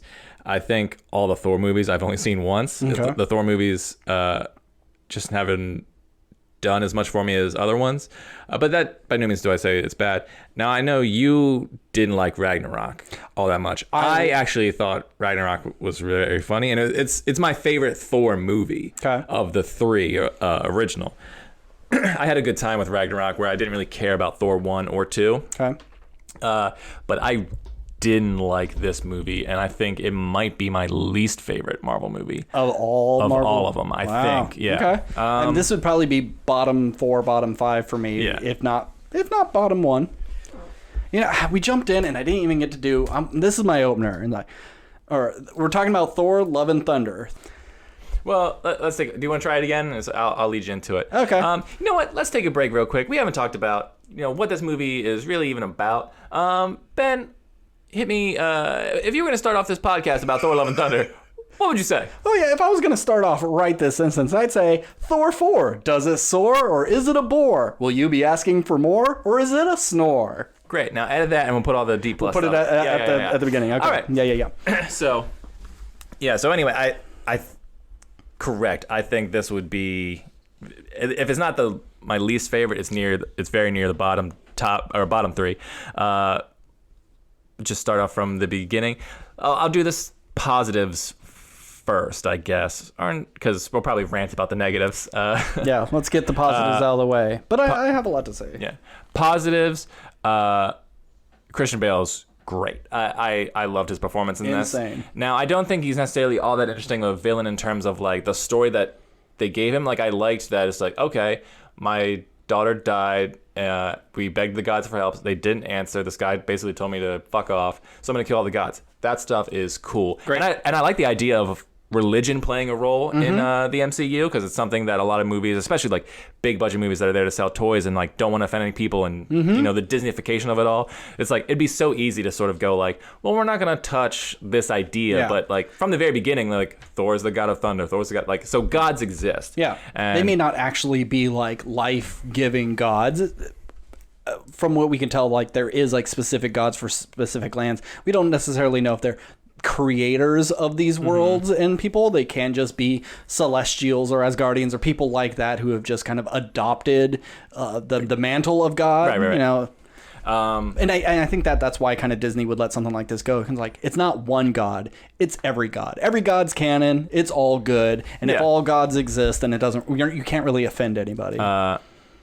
But yeah, I really liked his performance because he was really scary in this, and it seemed like he was having a good time doing it too, because a lot of actors, they love playing villains, because like most of the movies you're in, you might be in an intense drama and you really have to cry or get into it, and you're like kind of a scumbag, but most of the time you're not like downright villainous, where like this is fun because like, oh, I get to like do battle and like wield a sword and like go crazy and scare kids, like it's a fun day on set. And Christian Bale's one of those actors who like you never really see him do interviews all that much, and he just kind of seems like, I'm here for the craft. So it's like, yeah, he does big budget stuff, but it's rare you see him do a movie where it looks like he's having fun, and I think this is one of the ones where it's like, oh, Christian Bale is like having a good time.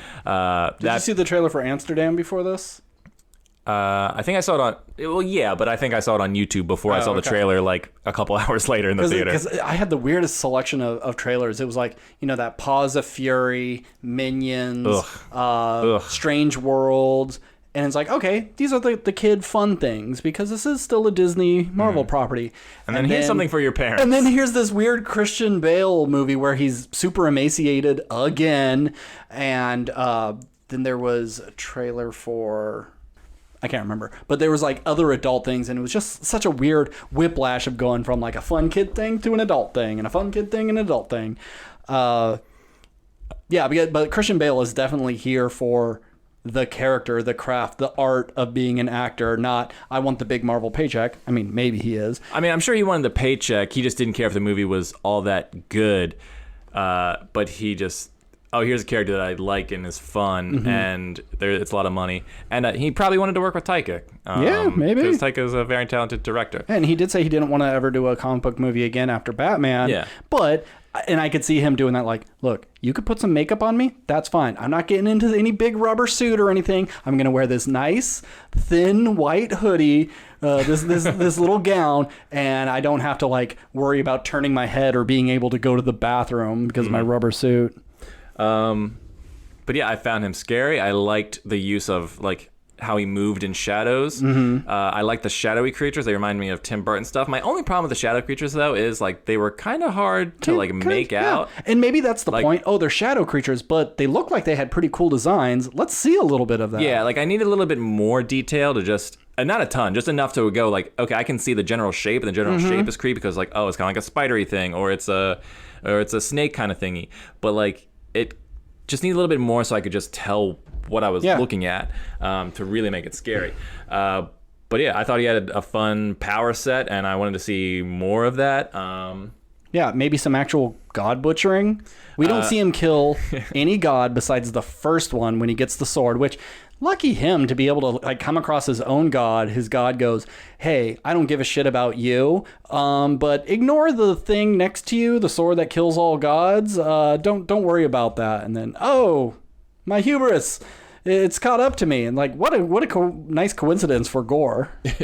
Yeah, I thought that opening scene was a little weird just from like how that actor... but like, not that it was like a bad performance by him as the god, it just seemed like so like the whole thing just seemed cartoony and just so like... but it makes kind of sense of like this person who's just lived in the lap of luxury and all his whims are met, and some ant comes up to you and says, why are you squishing my whole colony? Yeah, he would be it just I think it was supposed to be played for drama. I think it was played for comedy. I don't even know what I'm trying to really say here because I need to really rewatch that scene again. And it's just like, here's this really dour bit of just like this guy carrying his dying daughter through the desert, and then we get to this place, and then you're just like, you're in a totally different movie instantly. Sure. But I think it works for him to be able to see like, well, if this god was like, yes, I'm sorry, my child, there is a greater purpose to you and your child dying, yada, yada, yada, maybe Gore would be a little more understanding. So you need to have your god to be like, get out of here, you puny ant. You mean nothing to me. So for him to be like, okay, fuck you. Especially if, we're not saying they're creator gods per se. Yeah. It's just like some dude with a lot of power that these people just happen to worship. Yeah. Which also, like, I kind of wish I had more info on Gore's world and, like... yeah. His people, because you just see him. You never see any of his other people. You never see his wife and whatever who die. Yeah. It's just him and his daughter who dies within 30 seconds. Yeah. But anywho, so Christian Bale was great. Yeah. What else was good about this movie? There was a couple parts I laughed at, I guess. I think the only part I actually made a sound was, and it's a cheap joke that they stole, of they're trying to fly to this moon and they just crash right into it because it's really small. It's just a Rick and Morty joke. The screaming goats I thought were pretty funny. I like the screaming goats. Okay, maybe once, not 7 times afterwards. Screaming goats are so 2017. Yeah, don't get me wrong. It's an old bit. It's just it worked for me in the context of the film. But I thought Natalie Portman was great. It was good to see her back. There were some jokes that I don't think she could deliver all that well. Like when she's walking with Thor and she's like, I'm trying to come up with a catchphase like, take this. Yeah. Eat my hammer. Yeah. Like that could be a fun running bit, but they're so embarrassing. And I guess that's the point, is that she's bad at doing this. But she's new, and she's also a scientist. She's not a fighter. But they're not even... other than fighting cancer, I guess. But. Yeah, which she doesn't do very well. She loses a lot of fights in this. But it's like, they need to either be legitimately funny, or they need to be so embarrassing that they're hilarious. And they just walk this line of stupid. I feel bad for Natalie Portman, because they really kind of played this movie as, oh, look, here comes a new Thor. We got Lady Thor going on. And they don't really do anything with her. They just bring her back so she can do some hammer stuff and then die.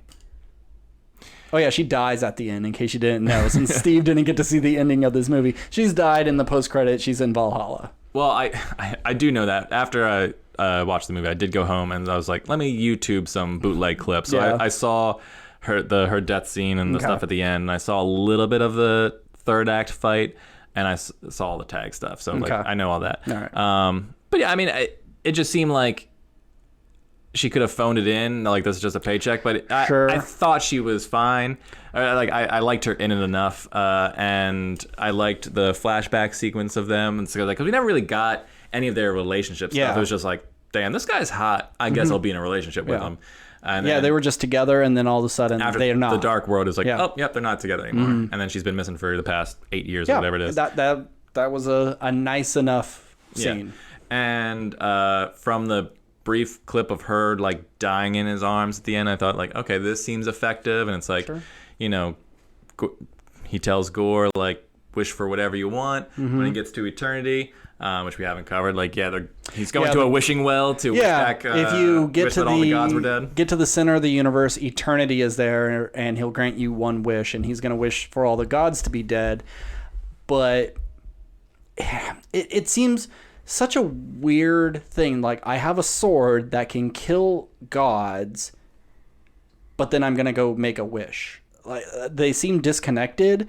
It's just like, I can either write a 500-page paper, or I can kill the professor so I don't have to ever write a paper again. That's what it's like. Yeah, I've written a few pages here, but it's like, I've decided this is going to take too long. I'm just going to kill the professor. And that's what that is. And if it was something that like we discovered throughout with Gore, that's like, as he's killing these gods, he's learning more and more and who he should go to next, and he stumbles upon this information. It's just kind of told us like, yeah, Gore's going to the center of the universe to wish us all dead. And like, okay, that kind of came out of nowhere.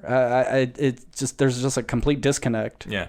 And like, you never really see him travel. Like, he just goes through the shadows. Yeah, that's fine, but like, so if he's on the moon of Endor and he needs to get to Earth, as long as there's a shadow behind the tree, he just hops in that shadow, and then is it like instantaneous he's in Earth? So, like, clearly there's like some space in between. It's like, is the only thing faster than the speed of light is the speed of shadow? Maybe. Whatever. It's not really that important. I was just curious as to like, because it doesn't have a ship or anything. Yeah, like it's fine, but we could have had a little more with, say, because it's the Necro Sword, and we see like a fallen knight who had it that these gods were able to defeat before that guy could kill him. Who was that? Were they necessarily on the same mission? Were they wanting to kill all gods as well? Or is it just this one god? If maybe when Gore is dying with his daughter, you see this fight of his god and, we'll just call him the Necro Knight, fighting, and him reaching out to Gore and being like, telling him he's false, he purposely ignores your prayers, take up my mantle, something. But it's just like, he just gets it. It just goes into his hand because he's so mad, and then he just learns of a wishing well. I imagine the sword goes in his hand because the sword has an agenda of its own kind of thing. It's corrupt. It's a classic evil sword scenario. Like the sword's the villain, not necessarily Gore. But if we could have if we could have Stormbreaker and Mjolnir have like personalities now. Yeah, so the sword has a personality. Why? Okay, then let's see it. Let's have him having the sword in his hand. Like maybe it's kind of like the One Ring, and it's corrupting him, and he can't even be away from it because it's the Eye of Sauron is talking to him throughout it. If there is a bigger bad behind this sword telling him these things of, look, you can do this one by one and really revel in killing all these gods, or the legend is you can go to the center of the universe and wish it all, and then yada yada yada. But we don't get any of that. He just kind of obtains the sword and then he's off, and then he kills a bunch of gods, and we don't see any of that. Imagine how cool of a fight would have been seeing tiny little Christian Bale fight that huge snow monster thing. Mm-hmm. And did they say like he was a peaceful good god? Yeah. Okay. And it's like, let's have Gore grapple with some of that. Like, all gods are bad, even the ones that are doing good. Well, that kind of goes against what he was saying. I think he should be able to see some gods and say, I see what you're doing. You have helped your people, but I've also seen gods who have done that and then get corrupted. The same will happen to you. You have to die. I'm sorry. Something. But we don't ever see... I keep hitting my mic. We don't even see him kill anybody. Mm-hmm. It's so fucking lame. He's the God Butcher. What a cool fucking name. Super cool name. And like, Sif is in this and she loses an arm. We don't get to see that fight. We don't see anything. And it's a travesty because they have this really interesting theological idea to do with Thor, and then you have Thor being like finding himself hippy dippy guy, thinking he's so fucking cool and saving the world, even though it doesn't matter if your royal temple gets destroyed. I fucking did my job. Aren't I so fucking cool, even though I'm just the biggest fucking moron? And you how can you have like a comedy when you have like God who is just proving Gore right that gods are ineffective and they don't really give a shit. Yeah, you have your new Asgard, but she's only really looking after these people, and I guess that makes sense. She wouldn't be a god of Earthlings or whatever, but okay, cut that. I mean, all the people who live there are Asgardians. Yeah, but it's not like they're all gods. Right, yeah. Yeah, only really Zeus and Loki and Thor would be considered the gods. But it's not like Thor is good at his job of being a god. Like we see in that opening scene of him destroying that place of worship made out of glass and just be so kind of blasé about it. And then you have your villain saying, look, this is 100% true. And then when we go to Omnipotent City and all the gods are just like, oh, who got the most human sacrifices? And let's get down with the big old orgy.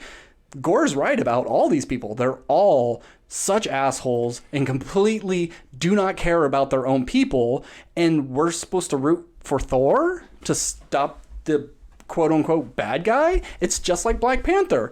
Killmonger had a really good point until he goes like, aha, let's just kill everybody. And it's like they had to add that little bit. Otherwise, he's 100% correct in his ideology. Yeah, I think that's the biggest mishap in this movie is you could have had this really dark gothic horror Gore the God Butcher movie and Thor trying to stop him and deal with like you said, the theological ideas of like what it means to be a god, should God exist, what are their role in the universe, and then like it's crazy that they go to this city full of gods. And it's a fun little bit, and you run into all these different, and you see like a bunch of brand new stuff, giant gold dragons, and like Aztec gods, and a samurai god, Korg's god. Did you see what his god was sitting on? Scissors. God, Jesus, what a fucking stupid joke. I hate, and it's one of those jokes where you kind of have to do it. Yeah. Because in Ragnarok, he was defeated because they didn't get enough pamphlets out, so Rock was defeated by paper. Okay, so Rock would be sitting on scissors. I get it, but God, was that stupid. And we'll talk about Korg in a minute. Yeah. And, shout out to the god of carpentry over there in the corner that we didn't see. But yeah, so it's like, how did you have, you went with this bit of them going to this place and Gore doesn't show up and just massacres these fucking people. Like, that's the scene I wanted to see. Like, not obviously like a bunch would like maybe see him and go like, you know, maybe he kills Zeus, or he kills a couple people, and everyone's just like, oh shit, we need to get out. And then you just see a bunch of people book it. And so Thor is like, I'll fight him while you guys get away. So he doesn't have to massacre everybody. Like, but he gets a good number of these gods, like, by surprise. And it's like, oh, he's earning that title of the Butcher. Because, like, we don't even really know the number of gods he's killed. Like, 3, 5, 50? How many? Like, we know 2. Yeah, we know for a fact 2. Yeah.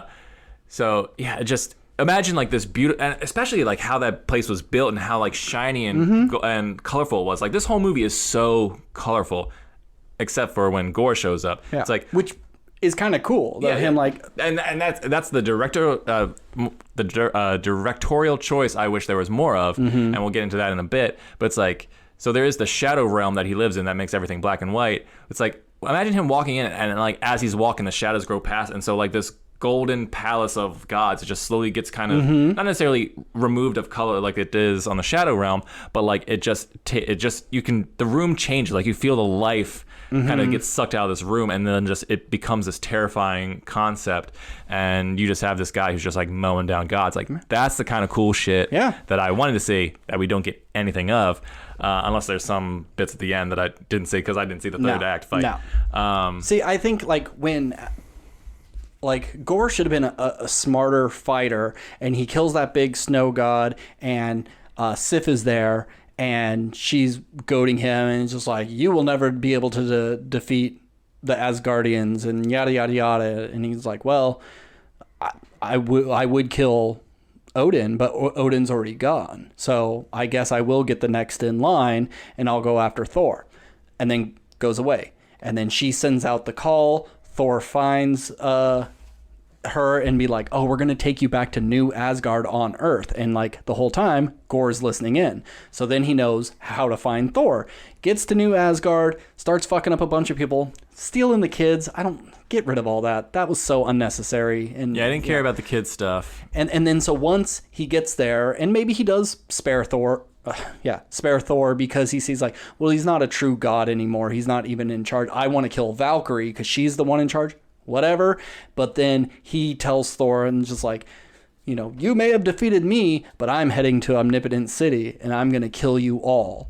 And then goes away. But he doesn't know how to get to Omnipotent City. He's just goading Thor into going there so he can track him using Stormbreaker, whatever it is, so then he can show up, because maybe he can't get through the defenses because he's not a god, but if he's able to hide in the shadow under Thor's butt cheeks, you know, he's able to get past the guards. I feel like that's a relatively easy... Here's my pitch. It's like, Gore's not able to get into the city because it's so shiny and bright that there's like almost elimination of shadows. So like... because like, with the lightning and stuff with Zeus. So if there'd be a cool way to like get in where like something happens where a shadow is able to appear in a, like, obviously it's almost like you can't just make a room that doesn't have shadows unless it's like, and you just have to have many points of light. So and plus magic, yada yada yada. But if there was a right around magical way, it's just like, yeah, this place is bright, like even the magic of the shadow realm can't reach here. That's why Gore can't get here. But then something happens to allow shadows to seep in. You do something with that. But regardless, Christian Bale was cool, and the shadow realm, I loved the shadow realm stuff.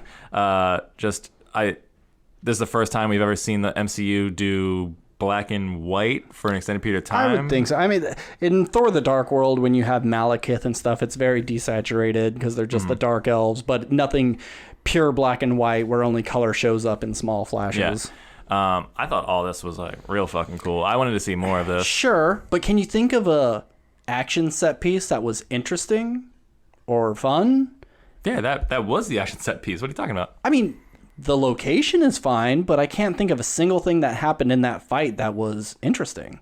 They clang, clang, clang, and then someone runs away. I mean, that's kind of all No, Thor I stuff, can. though. You name a movie, and it's like, oh, Iron Man 3. It's like, oh, you remember when Tony jumped off that scaffolding and then jumped into the suit, and you remember the Hulkbuster? Tony, I could remember these things. I'm talking movies. specifically Thor movies, though. But Like Thor's never been the most interesting. Like his big action thing is like when he lands with Stormbreaker for the first time in Infinity War and throws his axe. But we've seen him throw Mjolnir and all that stuff before. Like the fight with Hulk in the arena, the fight with the Wolf and what's her name, Hela, and the Rainbow Bridge. That's all from Ragnarok. I can remember the fight with the weird horn guy when they do the fake out with Loki, with Thor's hand and Loki's death. The first one with the Destroyer in the small town. Like, I remember all those. the Destroyer fight. You're pulling out the Destroyer fight? Yeah, it's memorable because it was a cool looking suit with good sound effects with the blast, but.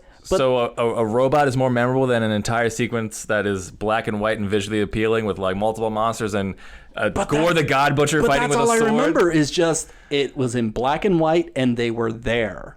I can't think of anything else that actually happens except for a couple of clanging and then people run away. All Thor fights are just a couple of clangings, but essentially. it's like, okay, I remember Jane swinging her Mjolnir and they break apart, they kill a bunch of guys, and then it comes back. Okay, that's a memorable small thing. I can remember Valkyrie having Zeus's lightning bolt because that's kind of like an interesting thing. But what does she do with it? She just uses it as a sword. There's nothing interesting done in that fight. In any of the fights. All of these fights are so boring, and I think the one on New Asgard with all the monsters could have been really cool. You just can't see anything. Yeah, you just can't see anything. Let's go. We're hopping all over the place, which we're prone to do. Let's talk about the Thunderbolt real quick. Okay. Because one, dumb. Really cheap looking prop. Cheap looking prop. Two, I hated. I mean, I liked that Russell Crowe was Zeus, and it seemed like he was having fun with it. Yeah. And so, like, what is that accent? Yeah, I wasn't sure if that was supposed to be a Greek accent. I don't know what that was. Well, I've heard it's like in the 90s. He's Australian, or is he New Zealand? He's Australian. Okay. That in Australia and New Zealand, there was like a huge pop-up of like Greek restaurants, and a lot of them had like commercials with, the owners doing their own thing. And so you had this weird Greek Australian hybrid accent, and it's kind of a callback to these things that I guess are really popular in Australia, but we wouldn't necessarily know it. So to us, that doesn't sound like a Greek accent, but that's what the Greek accent would be to him because that's how he knew it. And I like the way he played it, especially when he walks down the steps and he pulls his little skirt out. There's like some really funny stuff there. Yeah, like I enjoyed him in the role, but at the same time, like, this is the guy who's leading the God Council. Sure. And it's like, I understand if the movie is saying like, oh, well, of course, if gods are these ridiculous people, this is the reason why Gore wants to kill him. It's like, this is their leader. Look at this. Look at this fool who thinks he's so great, who's just like into orgies and all that kind of stuff. And like tallying how many human sacrifices certain gods got. Yeah. It just didn't ring true to me. It's just another one of those examples of just like the Gore movie is so much more interesting than this silly comedy version. It's like you could lean into the fact that like, yeah, Zeus seems like this all-powerful being who's like the leader of all the gods, but then is like kind of silly. But it's like we already have one big god of thunder doofus, and now we have the god of lightning doofus. So it's like we got two of these guys. Yeah. And it's like, and the great weapon that you're going to use to fight Gore is another electric attack. Like, why couldn't they get like if they ran into Zeus, like, fine, but it's like, hey, Zeus, call your son, or I forget the lore. It's like Hephaestus, the god of the forge in Greece, and he's gonna build us a new weapon. Hey, and it could be Peter Dinklage. He could be that. Well, and Peter Dinklage was supposed to be in this. Yeah. It's like, but you just got another electric weapon. Yeah. It's like, just get. It could have been a water weapon, a fire weapon. You have an electric axe, a flaming sword. Get anything else. It just seems so. It's like the thunderbolt of Zeus didn't seem all that more powerful than what he had. So I didn't care about it. It is kind of lame. And if they did something like Gore needed to collect these powerful weapons from these gods so he can get to eternity. Oh, I need Mjolnir, I need Stormbreaker, I need the thunderbolt or lightning bolt of Zeus, and I couldn't quite think of other ones. Oh, the bow of so and so and the mace of so and so, and gathered them up. I can forgive having 2 electric weapons because whatever, they're different mythologies or whatever. But when it's like, aha, now I'm gonna fight with my electric hammer and my electric axe, and then I have an electric bolt. It's like, very lame. Even if they use Zeus's bolts in a more interesting way of just like, oh, Gore took my axe, which he's going to use to get to eternity. I need electric powers. I took his bolt. Or if I combine Stormbreaker with the bolts of Zeus, it's going to be now twice as powerful, and that's how I'm going to be able to defeat, because I'm going to be able to have the super electric beam attack, like a Pokemon or something like that, and like that's what Hyper he uses. Beam or something. Yeah. But it's just another throwy electric thing, and that's just kind of like, and it's like, lame. Is it all that interesting? I know, like, he's a god and he's probably not easy to kill, but they throw that lightning bolt right through his chest, and it's like, oh my god, they killed Zeus. Psych! Nope, he's not dead. He's fine. He just, And then and if Zeus wasn't, and maybe Zeus is able to defeat Thor, but he's just too weakened by the surprise bolt attack. It's like, but let's say him and Thor on the same level. Is Zeus's son Hercules supposed to be able to stand toe to toe? Like, what's the power level of these? Strength-wise, I think so. I think like Hercules is stronger than Zeus, but Zeus has way more powers. Is that what we're like? No, if Zeus and Hercules get an arm wrestling match, would Hercules win? No, I think Zeus would still probably win. Then why send Hercules at all? Because he's weakened, I guess. Yeah, that's what I'm saying. But it's just like it doesn't matter. And it's a shame that like they're doing Hercules now, because from what I know of him in the comics, he's kind of how Thor is in this. He's just kind of like a big goofy oaf who shows up to a big battle and is like, hey everybody, let's have some fun, and then just goes and beats everybody up because he knows he's one of the strongest people. So since Thor's already that, what are they going to do with Hercules? Are they going to turn him into like a big asshole? Because Hercules has got kind of a resurgence in the comics. I think he's bi too. He's like one of the first bi comic book characters, and since he's been written to be more of a fun loving party animal guy, and people like that characterization of him. But then are we just gonna have 2 Thors palling about? Yeah, here's what I think is going to happen. They're going to have a big fight at the beginning, but there's going to be an even worse enemy that they're going to need to team up for, and they're going to realize they have more in common than they do against each other. So then it's going to be 2 big meathead dummies going like, "We're here to bump you up," and then they just team up against some villain. So it's just like 2 big muscly bros hanging out, and they're gonna chug beer together. It's like, oh, you haven't had ale from Asgard. It's like, well, you haven't had ale, ambrosia. Yeah. And it's just like their drug or whatever. And then they're trading weapons and having a good arm wrestling matches. Oh, my weapon's a little bit bigger than yours. It's like, yes, but mine's wider. Yeah, exactly. And that could be fun, but I see they go, no, we got to make Hercules more of a badass, and he's going to be cool and tough and a little bit smarter than Thor, and I don't want to see that. We'll see. But that's my guess of where that's going. You know what? Here's a quick thought. What if Hercules would have just been in this movie? Like, we don't need Jane Foster, really. They could have saved that as its own movie, and you have Gore sneak up and kill Zeus, and now the gods are in a panic. Like they hear Gore the God Butcher is out there, and so they all come to Omnipotent City because it is the safe house. No one could get in unless you are a god. And then after he's able to sneak in, cut the throat of Zeus, Hercules finds Thor and go like, look, we are the sons of gods. We need to team up. And then, I don't know mythology, unfortunately. And yeah, you grab Jesus as well. You grab Kratos from God of War because he's the real God Butcher. So you get all these like sons of or offspring of gods to come fight Gore, and then you have them team up in this, and then I can forgive some of the goofiness because those are 2 goofy characters, and it makes sense why they would team up. And then because the Jane Foster stuff does not work for this story. Let's talk about Jane Foster. Well, real quick, instead of doing the whole team up of like Children of Gods, cool name for a movie though. I think instead of getting the lightning bolt of Zeus, they go to get the lightning bolt of Zeus. Zeus is like, fuck off. And they're like, all right, cool, we're out. And then Hercules, not being a god, but being able to go there because his dad is or whatever, just like, hey, man, I'm kind of on your side. If they come and kill the gods, they're going to come for us next kind of thing. And then that becomes a team up. It's like, you're a big meathead, I'm a big meathead, let's team up. So he's like, you don't get the bolt of Zeus, but you get me. Yeah. And so now that adds a new dynamic to the team that isn't just another...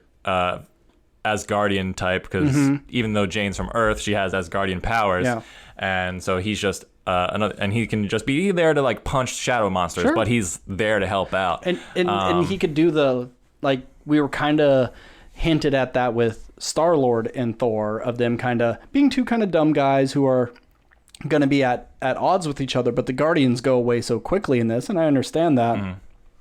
You put Hercules in to fill that role that was kind of promised. Two doofuses trying to save the world. But back to Jane Foster. I didn't dislike any of the Jane Foster stuff, and I missed the stuff at the end a little bit. But, you know, I think it reigned true to the comics. Like, they gave her the cancer. They made her Lady Thor for a brief amount of time. She does die in the comics. All that stuff comes true. Yeah. I think... but I feel like there's more to it, and it needed to be the focus of the movie, and this... felt more like the B plot. The A plot is Gore the God Butcher, but they don't focus on the A plot. And then the B plot is Jane Foster, and they don't really focus on that either because they don't have enough time. They got to cram in all this like really bad improv comedy. And we gotta have Korg in there, you know, saying all the so funny things. When Korg died in the Omnipotent City, I was like so excited. It's like, oh, he's just a floating, and he gets his body. So does the rocks grow back? I forget. Did they say if they make babies by putting their hands over lava and they're creating rocks out of themselves, maybe it is just like you put the face in lava and you'll get it back. Like, oh, good, we got rid of Korg, but no, he's going to be in all of these things. He's the Jar Jar Binks of the MCU. He needed, like, I think he should have just, like, he could have been in the beginning, but he's like, oh, I want to stay in New Asgard because I did find a mate. We are trying to have a kid, and I will be the protector on Asgard while you're away. Or Valkyrie puts him in charge, like, Corey, I need to go with Thor. You need to watch over. And then you could have a funny scene of when you come back and he's like Jar Jar Binks or something that kind of ruined everything. And it's like, oh, this ruling thing's a lot harder than I expected. And like, Korg. They started selling like rocks, like pet rocks at their Disney stores, and it's like everyone's wearing like rock helmets and stuff. We did a shift in focus. Yeah, the focus groups loved it. Yeah. I can make more rocks. I hate Korg. I hated him in Ragnarok. He was not funny in that. He's definitely not funny in this, and he does not need to be there. Mm-hmm. They should have either left him at New Asgard or completely killed him off. Real quick, one thing I wanted to mention, and this is something I think most people wouldn't notice, but that new Thor armor is the ugliest thing they've ever put on him. It's bad. It is awful. Yeah. And that is, here's another toy we can sell. But that helmet was way too big. It looks silly. And I know people, I can already hear the comments are just like, well, it's supposed to look silly because he was feeling insecure, so he made this big, boisterous outfit, which it's weird that an axe can summon outfits. But it's fine. It's magic. Whatever. It's fine.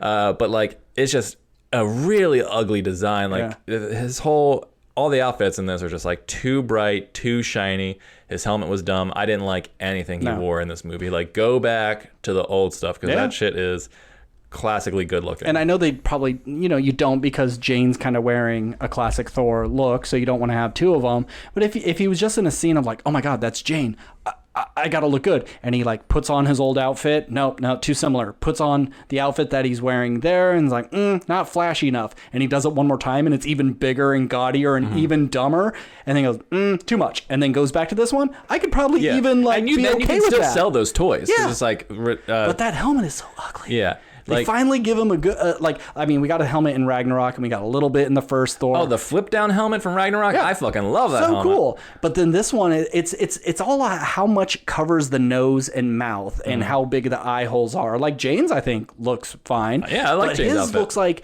almost if you were trying to make a comic book accurate Wolverine mask and how stupid that would kind of look. Yeah. It's the same thing. But the colors were weird. I didn't like any of that. Yeah, like honestly, if he just like saw her outfit and he's just like, oh, you kind of copied my look, and she's like, yeah, well, I need a reference point, and it's like, oh, well, you know what, then I'll wear something a little different, and it's like it looks similar in type, but maybe this armor is like his black armor or his gold armor. It's just like something that isn't so. It's the exact same thing he's been wearing, but just a different shade. Yeah. And I think that would have been the player 2 version. It's the player 2 version. It's a different skin. I think that could have worked. We kind of skipped over Jane Foster real quick, and I do kind of like that she gets her powers because Thor is like, hey, Mjolnir, I need you to look after her. I did too. But I kind of wish she would have just like shown up to New Asgard to say her goodbyes to Thor and say, look, I have cancer. I don't have much time left. I came here to say goodbye, and maybe as a Hail Mary, do you have any sort of Asgardian thing to help me? And he says no, and they have a tearful thing, and then Mjolnir starts acting up with her, but she kind of just like goes there expecting Mjolnir to be the cure. It's like she gets a call in her brain for it. I just don't think that was handled very well. It was like she was like, oh, my last ditch effort. I guess I'll become a Thor. And it wasn't like she fell into it. It was like she purposely took on this responsibility. And I just don't think that makes a whole lot of sense. Yeah, like I'm okay. I'm not really. I didn't have a problem with how she got it, and I like that it wasn't she was worthy. It was just another spell that Thor cast that allowed her to use it.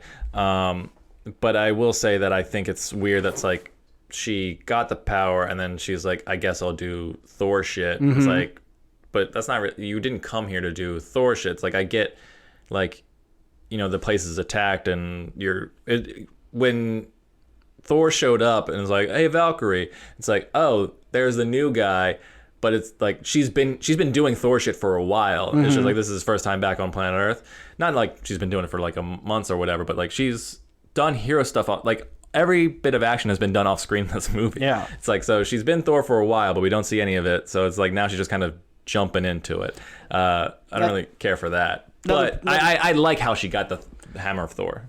And I like that it splits in his machine gun Thor, machine gun hammer. I think that was cool. That's a nice like in the video game of Thor. That's your upgrade. Yeah.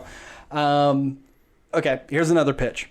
She's in New Asgard. She's saying her goodbyes, and wants to die there because she can be peaceful and be with Thor. And then Gore attacks and killing stuff, and he is able to subdue Thor, get Stormbreaker away from him, and drag him to the Shadow World. And she's like, oh my god, I need to do something. And that's when Mjolnir activates, because it's like, okay, Thor is now incapacitated, we need a new Thor. And then it happens, but she just becomes Thor off screen. Yeah, that could have been an interesting movie, because when you saw Natalie Portman in the trailer for the first time and she's Lady Thor, it's like, oh, why wasn't this Natalie Portman's movie? Like, Chris Hemsworth is captured, and Chris Hemsworth, he can do his funny bits, because here's Gore, this like really scary guy, and Thor's like, I'm not afraid of you, joke, and it's just like dishing out sick burns to him, waiting for Natalie Portman to show up. And it's the Natalie Portman's journey, and maybe she saves Thor, saves the day, and she dies in the process, and she's like, this was my mission, was to save you. Now you get to be Thor again.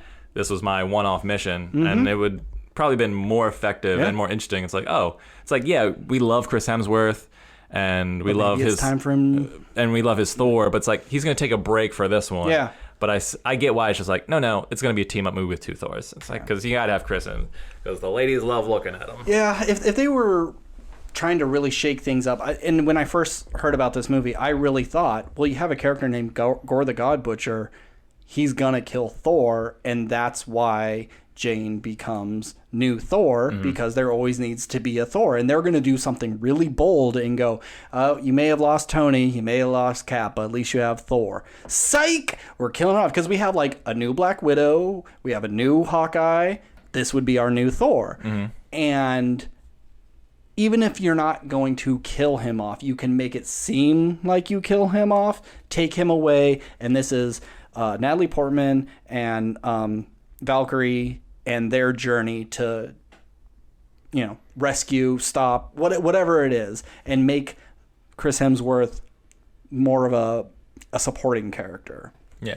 You could have had, if you wanted to do like a female team up movie, this could have been a cool one to do. Sure. Like Natalie Portman not necessarily leading the team, but she's just the strongest one on the team. And you have Valkyrie. She's the leader because she's the queen of Asgardian. No, she's king. She's king, yeah. And you could have Sif comes back because they find Sif. She was the one who's like, Gore came and he attacked, and then like. And they can give her. You don't need to give her a bionic arm, but she's on the team regardless. I think Thor got the destroyer arm, and it's like a big metal arm. When he got his arm cut off, you just do that with Sif. Yeah, so you have those three, and then Kat Dennings comes in, and now she has powers. I'm just kidding. I knew you'd hate that. When she showed up, it was just like, oh yeah, she's in these movies, and thank God it's for one scene, and we never see her again. Why couldn't she have been killed by some of those shadow monsters? That would have been great. She's one of the worst characters in Marvel movies. She's so obnoxious. There's a ton of different fun ways this movie could have gone. And it just never did that. We were promised like the wacky adventures of the Asgardians of the Galaxy, and we only get an intro, and then they just leave.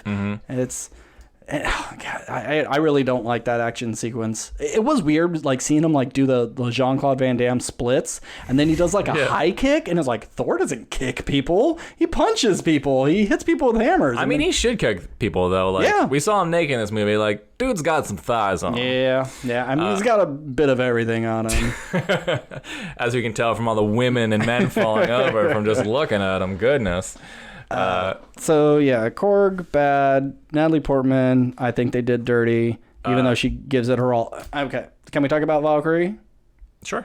What a wasted character. Yep. Barely in it. Either get her at the beginning when New Asgard's attacked and she has to stay back, or make her more important. And they were, what's the actress's name? Tessa Thompson. She was saying years ago, like, we're going to explore her sexuality more in the next one. And they really don't. But they have a perfect opportunity with Sif. Sif is now... Well, I think I set that up at the end. Do they even have a shot together? I think they do it... I read this online on the Wikipedia page. I think there's a shot of them, like, training new... I know Sif is training, but I didn't know if they actually shared a scene together. I don't know if Valkyrie's like looking off as Sif is training, but I think as I read it, that's how I imagine it. It's just like those two together are forming a new Asgardian army, and then those two are gonna like get together. But it should have been already. It's like she stays out on Earth doing her kingly stuff. Sif is out doing adventuring things. She gets her arm cut off, comes back, and this is the motivation for Valkyrie to go off and do something. You hurt my woman, I'm gonna go. Simple enough, but in this it's just like, yeah, okay, I guess Thor's going on an adventure. I'll go along with him. Yeah. So completely wasted. And then it's like, I'm here. Oh, and I got stabbed. I guess I got to go home. I'm not going to even be in the final fight. Yeah. Lame. Even if she didn't do anything action-wise and she was just there for like flavor, that brief moment where she's at the door with Natalie Portman, it seemed like they had hung out a bunch, but we never saw them hang out off screen. Yeah. So it's like, I think that could have been a real fun dynamic of like, here's two women who have this connection to Thor, who are building a relationship outside of Thor, not in a sexual way, but just like, we're two best friends essentially. And it's like, I think that their dynamic could have been fun, but we never got to explore it because Jane died and Valkyrie didn't do anything. Yeah. And even little things of like Jane's, I have all this power. I went and tried to like open a door and I crushed the doorknob. How do you live in a world where you're one of the strongest people there? And having little things of Valkyrie trying to help her through her god powers. It would have been fun little things, but no, we get is that a grenade? Oh no, it's a speaker. And then they do a little head bob thing. There's jokes in here that are just so cringy.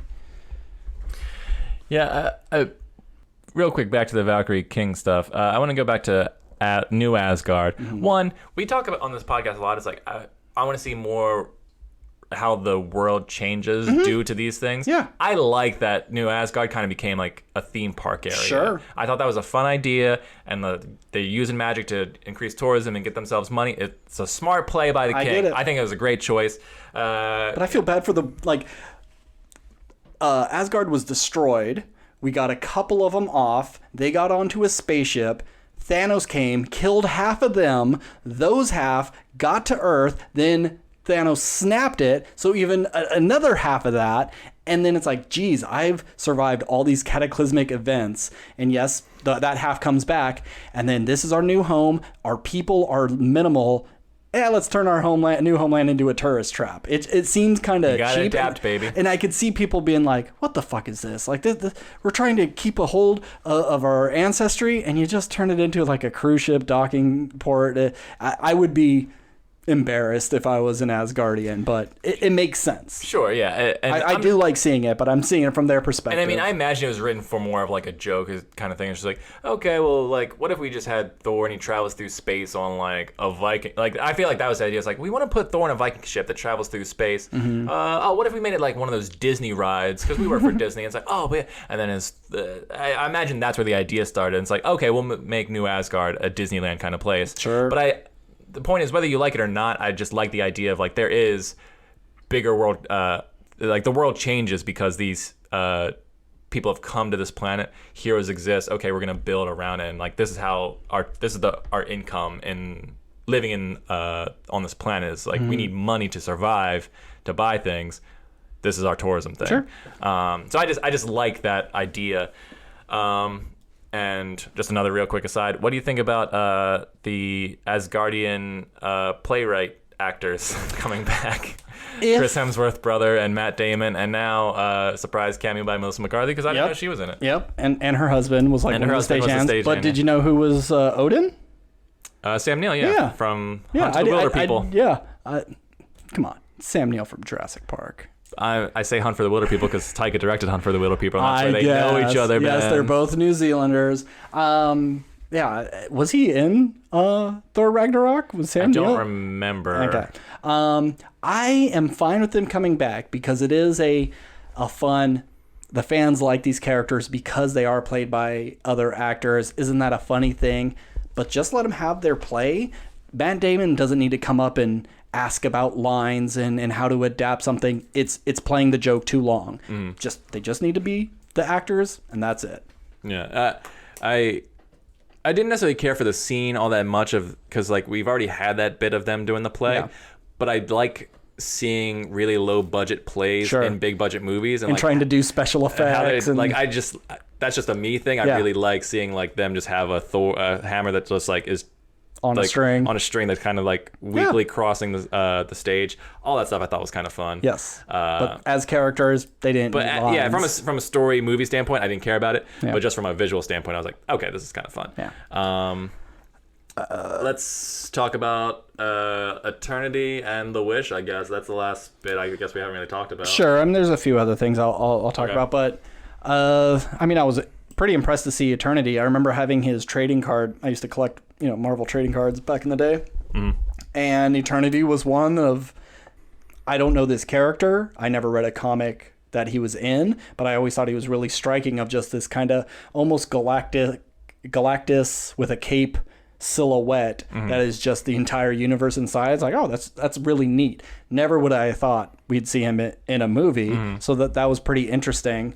But just Gore going, I went on this whole path to kill all the gods, but I'm gonna wish for my daughter to come back, not to like save my life or all the lives of everyone on my planet who died because of this. I'm gonna save one person, and I'm gonna give it to the guy I was trying to kill because he seems like a cool dude. And I guess he had a sweet moment with his friend who is also technically a god that I wanted to kill. I guess I'll just let him raise her. Okay. What a weird, dumb turn at the end. I just don't get that. Yeah, when I went and watched the YouTube clips I saw and just saw that, oh, okay, Thor gets a daughter at the end. It's and her name is Love. Her name is Love. It's like, okay, whatever, that's fine. But it's just like, oh, so this is, it's like, I kind of, like, part of me likes the idea of Thor having a kid, and because we never really see any of these heroes with it. Like, we've seen Tony with his kid, but we never really seen it. It's like, but Hawkeye had, you know, girl Hawkeye. Girl Hawkeye, yeah. But Thor would be the first person like, oh, I have a child who is like me, and I'm trying to train to do battle and like that kind of stuff, so she can be a mighty warrior in life. But at the same time, it's like I don't want to see. I don't really care if I honestly I don't really care about seeing Thor anymore. Yeah. Yeah, he can pop up and stuff, and he can show up for like a battle here and there, but I just don't need to see a whole other movie of like, oh, raising kids is tough, and he's just like, you know, dealing with teen angst with his new adopted daughter. I just don't care. And why does she have powers? Like, she has, like, I'm assuming, was Gore powerful? But no, the sword gave him powers. I assume sure. So then why does she have any sort of thing? I assume the axe just gives her powers, because we find out in this movie that Thor can give his powers. Yeah. Away. Oh, okay. I guess he just gave her powers. When was that established? That's absurd to me. This is the part of the movie I didn't see, but reading that, you know, Thor is getting his butt whooped, and so he is able to transfer his power to a bunch of children who help him fight monsters. Yeah. Why hasn't he done that to everybody? Yeah. When Gore attacks New Asgard, give your powers to all these Asgardians. He never said before that that's something he could do, and it wasn't established early in the movie. Just like, by the way, like, if we're ever getting a jam, I can kind of give my powers away. Like, there was nothing that says just like, we just need something to help us. Here, kids, take my power. Sure. It's like, maybe it's a power of Stormbringer that we didn't know, but it's like, why would he know? But it's nonsense. And why is Stormbringer the key to get to eternity? Stormbringer isn't some ancient weapon. It was made a couple of years ago to kill Thanos. Why is it so special? It makes sense if Mjolnir was the key, but why is Stormbringer? Well, I think it's not that Stormbringer was the key. Like, Heimdall was the way to travel to anywhere. And I guess if his son... But Mjolnir, once Heimdall died, they couldn't do that anymore. So when they built Stormbreaker, it now has the power of Heimdall. So that's the key, not Stormbreaker itself. Not itself, its powers. Okay, I didn't make that connection, but you're right. But they established earlier, like, ooh, you can't use Stormbringer on its own. It's really unreliable. We got to hook it to a boat and then hook some goats to that boat, and then you'll be able to get to the places you need pretty easily. Except unless you're Gore, then it'll take you to the center of the universe in this very hard to find place. It will exactly get you there. It's a good thing we established that it was unreliable earlier. This movie is all over the place.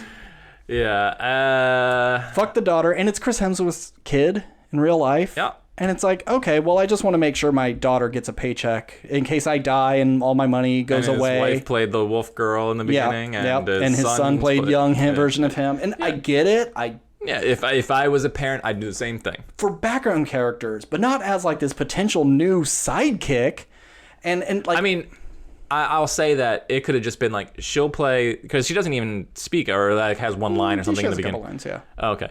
Complaining about pancakes, I think. Oh, okay. Either way, I can see them going, okay, we'll cast your daughter for this little version, but then when Thor whatever comes out, we're going to cast a real actress to do the older version like they did with Ant-Man's kid and like that kind of stuff. Yeah. So I don't think Thor's daughter will actually, I mean, Jesus Christ, Chris Hemsworth's daughter will actually be, they'll just have some new up-and-comer or something like that. Probably. On some tween show that is like, she's really popular, so now she's in the MCU. And she'll be on the teen team that's coming, the Young Avengers. Sure. Because there's no young Thor yet, right? We got no young Thor, but we will have a new we'll have Ironheart and... New Black Widow. Ironheart, let's just say... Hawkeye. Love. Hawkeye. The only like returning ones would maybe be Miss Marvel, but we have a new Miss Marvel or Captain Marvel, but we'd have Miss Marvel instead. So it'd be just Doctor Strange if he's even still if he's gonna be the leader. I guess you gotta have an adult there because these are all relatively young people. Yeah, he'd be the Batman, the Young Justice stuff. He's just like he gives the missions, but it just seems Do we not have any young male heroes? No, they're all women. They're all now. women? Yeah, and I mean, we don't know who the new Black Panther is, so that can be something. But yeah, I mean, Young Avengers is this social justice warrior lib. that's not what I'm going for. It's just like, they are all, in their early 20s playing these heroes. Like, potentially, there's no young Loki may be on it. He may. Okay. So that's one person. Oh, I'm not even worried about the dude stuff. I'm just worried it's like, so there's gonna be just a bunch of young women. Just young women. Okay. Yeah. So a few things. I guess, like you said, Peter Dinklage was supposed to be in this. Lena Headey, the Grandmaster, Jeff Goldblum's Grandmaster, and it's like, I know all these people were going to be butchered by Gore the God Butcher. Yeah. How amazing would it be for Gore? The Grandmaster's not a god. He's a celestial. Oh, is he? Yeah. Oh. So, and it's like, if Ego was still around, it would be fun to see that as well. So I can see Grandmaster still doing his arena fights or whatever. You could finally have like Beta Ray Bill fighting in the tournament, because like we've had 4 Thor movies and no Beta Ray Bill. It's crazy. And then Gore shows up and he's just doing his like, oh, who are you? Blah, blah, blah. A new challenger. Yeah. Sends out all these people. And then he just slaughters them, kills Grandmaster, and then his other guests who may be other gods being like, oh my god, I can't believe they do it, and they need to flee. And then you see him, and it's like, even Lena Headey, maybe she's just some other god who's on Sakaar watching the tournaments, and he kills both of them. Like, what a great scene to see. And I know they probably don't want to kill off Jeff Goldblum because maybe we can use him later, but it just raises the stakes, and we get to see Gore actually do something. And nope. And I'm sure all these scenes are shot and they're just cut, and we'll. Yeah, I have heard that the first cut of this movie was like 4 hours long. Oh God! So Thor 4 hours long. Thor for 4 hours, but it's probably a better version, because like it would probably space out all those jokes and add more story. Unless they're cutting out 2 hours of really stupid jokes, I can't see that. It's got to be more story based. And then they like, well, we know Gore's the bad guy, he's killing people, so we don't need to see more of that. But we got to put in this really funny, it's not a grenade, it's a Bluetooth speaker joke. That's more important than anything else. So that's a huge shame. And I would have bet money we would have seen some Eternals. Like Gore coming onto a planet and the Eternals are doing their thing, and he like talks to the people like they have an opportunity to advance your society in ways you can't even imagine, and they purposely are holding you back. You don't need them anymore, and kill some random Eternals. It doesn't have to be the Eternals we know. Yeah. It could be just because, there's a ton of them out there, and he kills all them. You have these built-in like gods that you just introduced like 2 years ago. Why not use them? And then if you're never going to use Eternals again, I think you would make a lot of people happy, going like, oh yeah, he killed some of the Eternals because that's a bad movie. It's not a bad movie. It just, once again, missed opportunity. Yeah. All right. Let's wrap this up here. I gotta say, this really soured me to the MCU. And you're already pretty curdled. You were a stinky thing of milk, but now you're chunky. Yeah, I am a thick, curdly, creamy boy. I apologize for anybody who hates that word. Yeah, in case you skipped ahead, go back to the earlier part of the podcast where we talk about cream and cream soda. It's not gross. It's not gross at all. Yeah. It's a very normal conversation.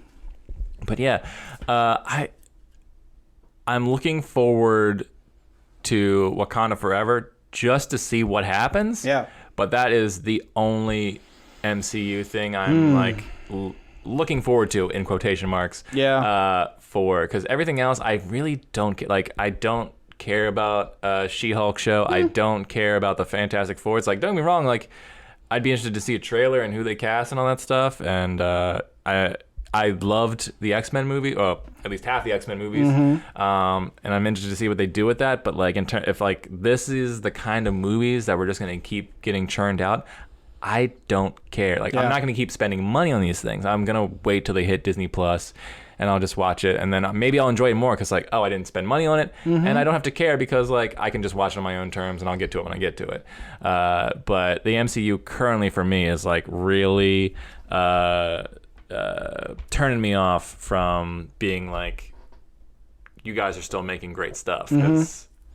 It's been a slow decline since Endgame for me. Yeah, Phase 4 is quite the chore. Because I think the only, like, really good one is Spider-Man. And that's only really good because it's like, look at that thing! I remember that thing! Oh, man, I love having all these things together. But they do it well. It's not just a cash-in of, like, Multiverse of Madness is like, oh, look at that! Oh, it's Mr. Fantastic. You've all wanted to see this. It works for the story. Like, everything else is like, it's C-level bullshit. It's weird that the MCU's only been around for 12 years. And it's like 12 years is a long time to 14 years. 14 years, yeah. 14 years is a long time to continue like a long form storytelling thing and like keep it cohesive. Like, it hasn't really been done before like this. But it feels weird that it seems like these movies are running on nostalgia already. Yeah. And it's like, look at this thing that we used to do, and look at this thing that we may do in the future. Versus, it's like, I need these movies to just really stand on their own and not rely on. It's like, I don't need to see these guys. I don't need to see the Guardians of the Galaxy show up, and even though they were only in it for like 10 minutes, it's like, I don't need them to be in this movie. I don't need you to have these connecting pieces. I know everything's connected. You've established it over these past 14 years. I don't need to see other characters jump in this movie. Just have Thor go on an adventure with Jane, and that should have been it. Like, I didn't need to, I don't care about the long-term effects of everything. It's great that there is, and you can make reference to it in the future movie. But just give me a good movie. But just give me a good movie. Yeah. Don't worry about like, well, we established that Thor left with the Guardians, so we got to see what happened to that. You could have just written a line. It's like, maybe people on podcasts would go like, oh, it's a shame I didn't get to see what happened with the Guardians, but if it makes your movie better, I'm willing to make that sacrifice. Yeah, you just have him on a planet and looking up, and the ship goes off, and he looks at a communicator, and Star-Lord's just like, hey man, it was nice palling around with you. He's like, yep, what crazy adventures we had. Unforgettable. And like, make it a joke that like, look at all this fun stuff we did, and you never get to see it. Yeah, 30 seconds, and it's like, the second they drop Thor off, they're just like, thank God that guy's gone, and they all just hit like, they start drinking, and they're like, let's go do whatever, and they just blast off. It's like, you had them in there, 30 seconds, you're done. Yep. And you didn't have to do all this other wackadoo stuff. Chickens on motorcycle battle. Those guys are so weird. So like I said, I give this a D+, and it's only because of Christian Bale. Probably one of my least favorite for sure. And I think it would be fun maybe sometime to do a ranking and a tier list of everything, but I don't know. It may be a chore at this point. It'd be less of a chore than watching anything in the MCU at this point, because they're all pushing 3 hours. Except for this was under 2. This was under 2. Yeah. I give this one credit for that. Sure. But it's rare that I want movies to be longer, but this one needed to be longer. But also, it either needed to be longer or shorter. So it needed to be it needed to be the exact same 82 minutes, or it needed to be 3 hours. Its runtime was fine. It's the content. Yeah, exactly. Yeah. All right, well, that was our superhero extravaganza part 2. Next week, I guess Nope. Nope is our next big movie. Oh, thank fucking God. Yeah, I am so sick of seeing fucking trailers. If you watch Hulu right now and have the ads, it's like every other ad. And I have to turn my head and play on my phone and ignore it because they are showing so much of this movie. And that was the fun thing about the build up to it, is you don't know what the fuck is going on. But now you know so much, and I'm doing my best to avoid it. But I think that'll be a fun one to talk about. So unless you have anything else, I think Nope will be next week. If it is, I think it's, unless you want to do Paws of Fury, the Tales of Chud, or whatever the fuck it's called. Something with Chad, maybe? It doesn't matter. Ted, Dave, who cares? Whatever. The first time I saw that trailer, I was like, I can't believe they can still make these kind of movies. Yeah, that's a DVD you buy at 7-Eleven for $4 with Ratatouille and Look Up.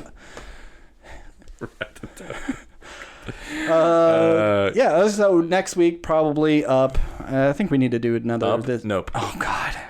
No, we're doing up. Fuck Well, that. every week we say, I mean, that could be a funny bit. Oh, next week we're talking about this, and we actually have to talk about something else. Yeah. Or we just don't say Don't say what we're doing. because we might not get to it. That's true. Well, I like to tease, like we said, we're here's gonna do Disco Elysium, and then 3 weeks later, fuck you, we ain't doing Disco Elysium. We tried. We tried. We're just really bad at games. So thanks for tuning in. Always appreciate it. Tell your friends, family, your dying loved ones on their deathbed. Tell them to subscribe. Sign into their account and subscribe, and just like everything. Everything helps. But if you want to reach out to us, we are at WRPL Podcast on Gmail, Facebook. No, we're not on Facebook. We're at WRPL Podcast on Gmail, Instagram, and Twitter. And hit us up with any comments, questions, or concerns. And as always, I'm Ben. And I'm Steve. Good night.